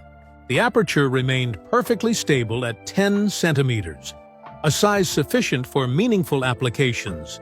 We could send scientific instruments through, Dr. Alvarez noted excitedly. Sample return from dangerous environments without human risk, or emergency medical supplies to remote locations, Dr. Osei added. All of that and more, Haruki agreed. But first, we need to ensure long-term stability and develop portable emitters. His phone buzzed. A text from Kira. Come home now. Without a word, Haruki handed control to Dr. Alvarez and rushed out. The short drive home felt endless. When he arrived, he found Kira on the porch, tears streaming down her face. "I'm sorry, Grandpa," she sobbed. "She's gone. She went so peacefully, just slipped away." Haruki stood frozen, unable to process her words. Then, slowly, he moved past Kira into the house, to the bedroom where May lay still and silent, her battle finally over. He sat beside her, taking her hand one last time. It was still warm. "We did it, May," he whispered. The wormhole worked perfectly, 10 centimeters, stable for over an hour, just as I promised you. Though grief overwhelmed him, a small part of Haruki felt relief that May had lived to see his dreams realized, to know that her faith in him had been justified. She had been his motivation, his strength, his reason for persevering when all seemed lost. Now, he would finish what they had started together, for her memory, for the future, for the stars that waited. In the days following May's funeral, Haruki withdrew into himself. He attended the memorial service in a daze, barely registering the condolences offered by friends and colleagues. That the Project Tanaka team came in full, as did Elon, who remained respectfully in the background, allowing Haruki his grief. Kira managed the practical matters, the death certificate, the funeral arrangements, the steady stream of visitors bringing food and memories. She kept the household running while worrying about her grandfather, who spent hours sitting silently in his workshop, surrounded by equations that now seemed hollow without May to share them with. A week passed. Then, 2. Haruki remained distant, reviewing data without enthusiasm, offering corrections and suggestions by rote. The team continued their work, pushing forward with both the propulsion system and the wormhole project, but without Haruki's passionate guidance, a vital spark was missing. One evening, Elon came to the house alone. He found Haruki in the garage, staring at May's photo on his desk. "We miss you at the lab," Elon said simply. Haruki nodded without turning. "The work continues. The work needs you." "Does it?" Haruki finally looked up. "Dr. Alvarez is more than capable. Kira understands the principles as well as I do. The prototype is working. What more is needed?" Elon took a seat across from him. "Your vision, your understanding of where this all leads." "I know where it leads," Haruki said, his voice suddenly bitter. "To the stars. But what does it matter now? May will never see them." They sat in silence for a long moment. Then Elon spoke again, his tone gentle but firm. "Before she died, May made me promise something. She made me swear I would help you finish what you started, no matter what obstacles arose."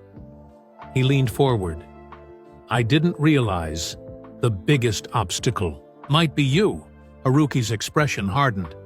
"You don't understand what I've lost." "No, I don't," Elon agreed. "But I do understand what we all stand to lose if you give up now. Humanity's future among the stars. The legacy May believed in so deeply." As they talked, Kira entered quietly, listening from the doorway. "The vehicle. Integration testing is scheduled for Thursday," Elon continued. "The first full-scale Tanaka drive, installed in a proper spacecraft. It's a major milestone. Your major milestone. I know, Haruki sighed. Will you be there?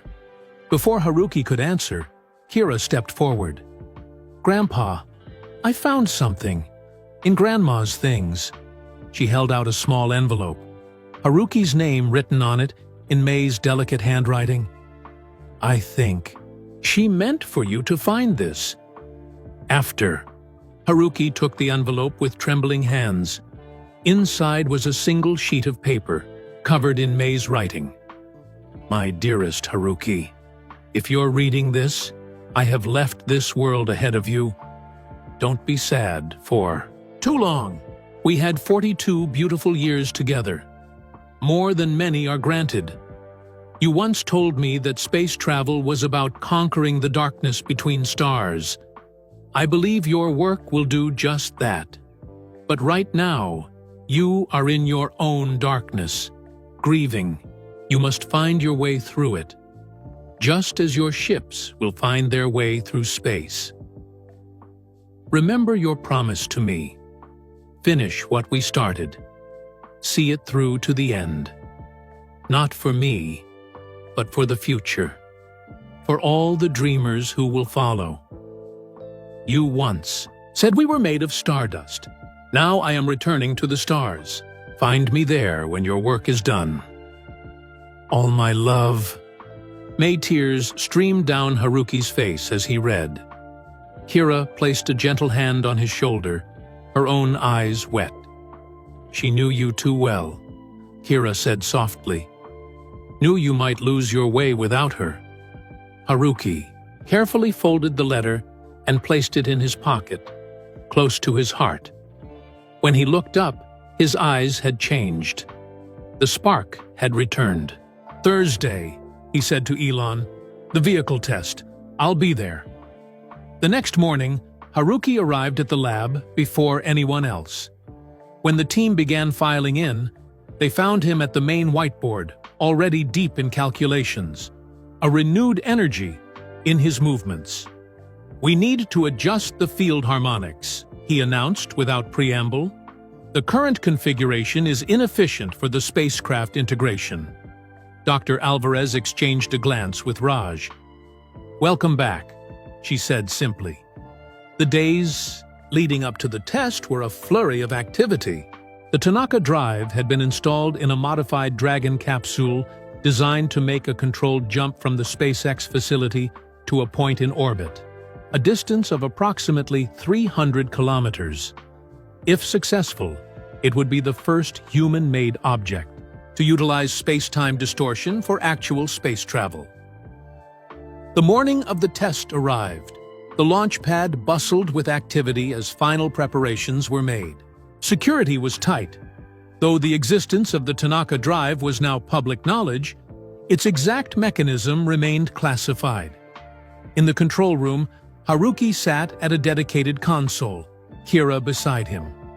The rest of the core team occupied nearby stations, monitoring different aspects of the test. Elon stood at the center, overseeing the operation. T-minus 10 minutes, the flight director announced. All systems go. As the countdown proceeded, Haruki felt a strange calm settle over him. For decades, his work had existed only on paper, then in small laboratory tests. Now, it would make the leap to practical application, the beginning of a new era in space travel. T-minus 2 minutes. The capsule powered up, its systems coming online one by one. The Tanaka drive hummed to life, creating the space-time distortion field that would enable the jump to orbit. T-minus 1 minute. Haruki reached into his pocket, touching May's letter for reassurance. This is for you, he whispered. T-minus 30 seconds.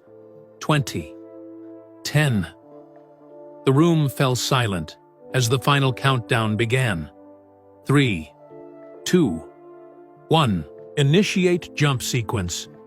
On the main screen, they watched as the capsule seemed to blur, its edges becoming indistinct as the space-time field reached maximum distortion.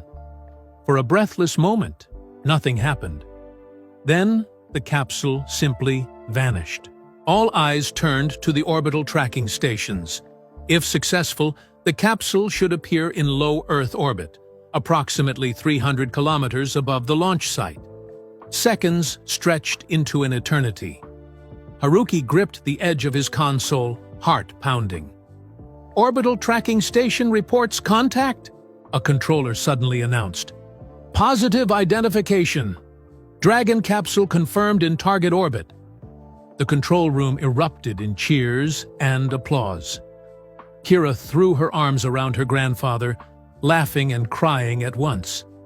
The team members embraced each other, the magnitude of their achievement sinking in. They had just sent an object directly from Earth's surface to orbit without a conventional launch, without the enormous fuel expenditure, without the dangers of atmospheric ascent. The implications were staggering. As the celebration continued, Haruki's phone rang. It was Dr. Chen, calling from the wormhole lab. "We just achieved 20 centimeters stable aperture," she reported, her voice excited. "Double our previous record. It's holding perfectly." Haruki shared the news with the team, prompting another round of cheers. Both projects were advancing rapidly now, feeding off each other's successes. Amid the celebration, Elon approached Haruki with a serious expression. "There's something we need to discuss, the next phase." They moved to a private office, away from the noise. Elon closed the door and turned to face Haruki. "The board wants to commercialize the Tanaka Drive immediately. Satellite deployments first, then cargo to our Mars base, eventually human transport." "That was always the plan," Haruki nodded. "The propulsion system is ready." "And the wormhole project?" Haruki hesitated. "That's more complicated. We're making extraordinary progress, but the implications, the risks—" "I understand," Elon said, "but decisions need to be made. Next week, NASA is sending the Perseverance 2 rover to Mars. They've requested permission to install a wormhole receiver there." "A receiver?" Haruki's eyes widened. "They want to create a permanent wormhole link between Earth and Mars?" "Exactly. A communications link at first, then small payload transfers, eventually perhaps human transit." Elon studied Haruki's reaction. It would be the first interplanetary wormhole, a historic achievement. Haruki's mind raced with the implications. The technology isn't ready for that scale yet. We'd need to increase the aperture size substantially, ensure perfect stability. Can it be done? Theoretically, yes.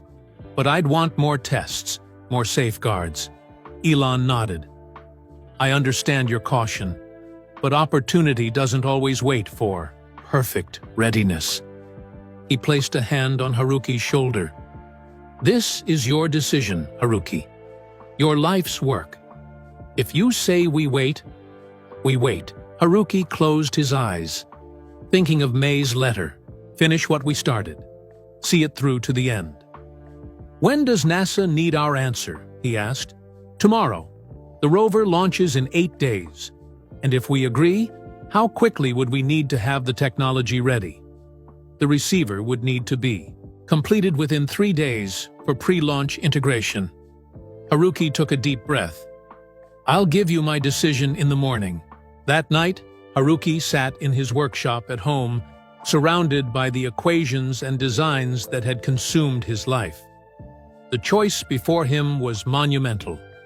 Proceeding with the Mars wormhole link would accelerate humanity's reach into space by decades, perhaps centuries. But it also meant moving forward without the exhaustive testing his cautious nature preferred. Kira found him there near midnight, still deliberating. She placed a cup of tea beside him and sat down. "What would Grandma say?" she asked gently. Haruki smiled sadly. "She would tell me to be bold, to trust in my work." He looked at his granddaughter. What do you think? I think the math is solid. The tests are promising. And the opportunity is extraordinary. She paused. But it's not my decision to make. No, Haruki agreed. It's mine. And I must make it by morning. As dawn broke, Haruki arrived at the SpaceX facility, his decision made. Elon was waiting in the conference room, along with several NASA officials who had flown in overnight. "We'll do it," Haruki announced without preamble. "We'll build the wormhole receiver for Perseverance 2, but with conditions." He outlined his requirements: additional safety protocols, redundant systems, and a phased approach to the wormhole's use. The NASA officials exchanged glances, then nodded in agreement. "One more thing," Haruki added. "If this succeeds, if we establish a stable Earth-Mars wormhole link, I want Kira to lead the next phase of research." Elon raised an eyebrow. "You're stepping down?" "Not stepping down. Stepping back. It's time for the next generation to take the lead." Haruki smiled slightly. "Besides, I have one more project I want to pursue, something personal." As the meeting concluded and plans were set in motion, Haruki found himself filled with a sense of both completion and new beginning. The choice had been made. Humanity would take its next giant leap among the stars, guided by the theories he had developed in obscurity for so many years. And somewhere, he liked to think, May was watching, approving, waiting. 3 days passed in a blur of activity. The wormhole receiver, a compact device about the size of a microwave oven, was completed just hours before the deadline. After rigorous testing, it was carefully packed and flown to Cape Canaveral for integration with the Perseverance 2 rover. Haruki, Kira, and the core team traveled to Florida to witness the launch. They stood with Elon and the NASA officials on the observation deck as the countdown reached its final moments. The massive rocket ignited, lifting slowly from the pad before accelerating into the clear blue sky, carrying humanity's first interplanetary wormhole technology toward Mars. "Now we wait," Haruki said quietly, as the rocket disappeared from view. The Mars journey would take 7 months. During that time, the team continued refining the Earth-side wormhole generator, pushing the stable aperture size to 30 centimeters. Large, enough for significant objects to pass through. The Tanaka Drive, meanwhile, revolutionized orbital operations. SpaceX began using it for satellite deployments, reducing launch costs by 80%. Plans were underway for the first human test, a direct jump from Earth to the International Space Station, bypassing the traditional rocket launch entirely. Haruki maintained an advisory role on both projects, but spent most of his time on what he called his personal research. He converted part of his garage into a specialized laboratory, working late into the night on equations and designs he shared with no one, not even Kira. "What are you working on, Grandpa?" she asked one evening, bringing him dinner as he hunched over his calculations. "Just an idea," he replied evasively. "Something I need to explore." Though concerned by his secrecy, Kira respected his privacy. She had her own responsibilities now, having officially taken over leadership of the wormhole project.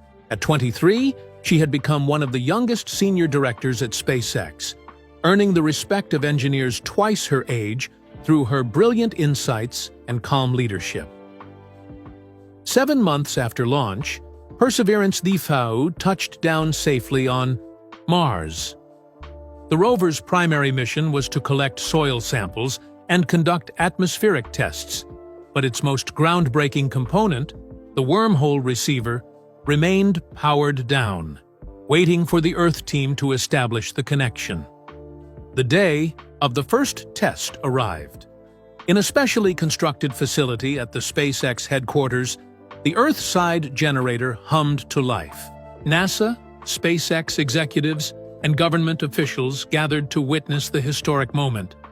Haruki and Kira stood together at the control station, their hands poised over the activation sequence. "Ready?" Kira asked her grandfather. Haruki nodded, thinking of May. She should be here for this. "She is," Kira said softly, squeezing his hand. Together, they initiated the sequence. Power flowed into the generator, creating the quantum field distortion that would reach across millions of kilometers of space to connect with the receiver on Mars. "Field forming," Dr. Chen reported. "Quantum signature stable." On the monitors, they could see the wormhole aperture beginning to form, a shimmering circle of distorted space hovering within the generator's containment ring. Establishing connection with Mars receiver, Raj announced. Telemetry active. There was a moment of breathless tension as the system attempted to lock onto the distant receiver. Then, suddenly, the aperture stabilized, forming a perfect circle 30 centimeters in diameter. "Connection established," Dr. Chen exclaimed. "We have a stable wormhole to Mars." The room erupted in cheers and applause. On the main screen, data began streaming from the Mars receiver, confirming the connection was stable on both ends. Haruki and Kira embraced, tears streaming down both their faces. They had done it, created the first stable wormhole between Earth and another planet. The distance between worlds, once measured in months of dangerous travel, had been reduced to a single step. The initial tests were modest. Data transmission, then small material samples passed through the wormhole in both directions. Martian soil arrived on Earth without ever boarding a return spacecraft. Earth seeds were planted in Martian greenhouses minutes after leaving terrestrial laboratories. 2 months after the successful wormhole link, Haruki invited Elon to his home laboratory. It was time to reveal his personal project. "I believe I've solved the final equation," Haruki said without preamble as Elon entered. "The temporal aspect of wormhole physics." Elon's expression grew serious. "You mean?" "Yes. Controlled, limited time displacement through a modified wormhole aperture." Haruki gestured to a small device on his workbench. "This is the prototype temporal field generator." "Have you tested it?" Elon asked, examining the device with cautious fascination. "In limited ways. I've sent quantum particles forward and backward in time by microseconds." Haruki's eyes shone with the excitement of discovery. "The particles arrive intact, with their quantum signatures preserved." "The implications are enormous," Elon said, "and dangerous." "Which is why I'm sharing this with you alone," Haruki replied. "The world isn't ready for this technology. Perhaps it never will be." "Then why develop it at all?" Haruki was silent for a moment. "Because understanding is its own reward. Because knowledge shouldn't be feared, only respected." He paused. "And because I made a promise to May." Understanding dawned in Elon's eyes. "You want to send her a message, across time." "Just a simple communication," Haruki confirmed. "To let her know we succeeded. That her faith in me was justified." "Is that possible without changing the past?" "Theoretically, yes. A quantum encrypted message, targeted to a specific moment before her death. She would receive it as a dream, a feeling, nothing that would alter events, but enough for her to know." Elon considered this carefully. "What do you need from me?" "Your understanding, and your promise that this technology will remain secured until humanity is ready for it, if ever." "You have both," Elon said solemnly. 1 week later, on the anniversary of May's death, Haruki activated his temporal field generator. In the privacy of his home laboratory, He created a microscopic wormhole with specific temporal coordinates the night before May's passing, when she had slept peacefully beside him. Through this quantum bridge, he sent a simple message, encoded, in waves that would register only in her dreaming mind. "We reached the stars, my love, just as you believed we would." Whether the message truly reached her, Haruki would never know with certainty. But that night, he slept more peacefully than he had in a year, feeling somehow that a circle had been completed. 3 years later, the first human traveled through the Mars wormhole, a NASA astronaut stepping directly from Earth to the red planet in a single moment. The era of interplanetary travel had truly begun. 5 years after that, using principles derived from both the Tanaka Drive and wormhole technology, SpaceX launched the first interstellar probe toward Alpha Centauri, instead of the thousands of years such a journey would normally require. The probe would arrive in less than a decade, sending data back through a series of relay wormholes. On the day of the launch, Haruki stood with Kira at the SpaceX facility, now 80 years old, but still sharp-minded. They watched together as humanity's first messenger to another star system departed Earth. "Did you ever imagine this when you were driving that Uber?" Kira asked with a smile. Haruki chuckled. "I imagined it long before that. Your grandmother and I used to look at the stars and wonder what it would take to reach them." He squeezed her hand. "Now we know." As they turned to leave, a young reporter approached them. "Dr. Tanaka, what do you consider your greatest achievement?" Haruki thought for a moment. Most would expect him to name the drive that bore his name, or the wormhole technology that had transformed space travel. But his answer was different. "Teaching my granddaughter to believe in possibilities," he said, smiling at Kira. "Everything else followed from that." Later that evening, Haruki visited May's grave, placing fresh peonies beside the headstone. He sat on the small bench nearby, looking up at the stars beginning to appear in the twilight sky. "We did it, May," he said softly. "We're reaching for the stars, just as we dreamed." He paused, a smile crossing his weathered face. "And someday, we'll go there together." High above, Alpha Centauri twinkled in the gathering darkness, no longer an impossible destination, but the next frontier. And somewhere beyond, countless other stars waited, their mysteries ready to be unlocked by the technology that had begun with an old man's equations in an Uber driver's notepad. What had started as a chance encounter, a billionaire noticing, a retired engineer's calculations, had blossomed into humanity's greatest adventure, a reminder that brilliance can be found in the most unlikely places, and that the future belongs to those who refuse to let their dreams die. All it takes is one moment of recognition, one chance meeting, one person believing in another, and the stars themselves come within reach. Thanks for joining me for The Starman's Second Chance. I'm curious, where in the world are you listening from? Drop your location in the comments below. If you enjoyed this story about second chances and reaching for the stars, please hit that like button to help spread a little kindness and inspiration to others who might need it. And if you're hungry for more stories like this one, check out the video appearing on your screen right now. Until next time, keep looking up at those stars. You never know what possibilities are waiting to be discovered.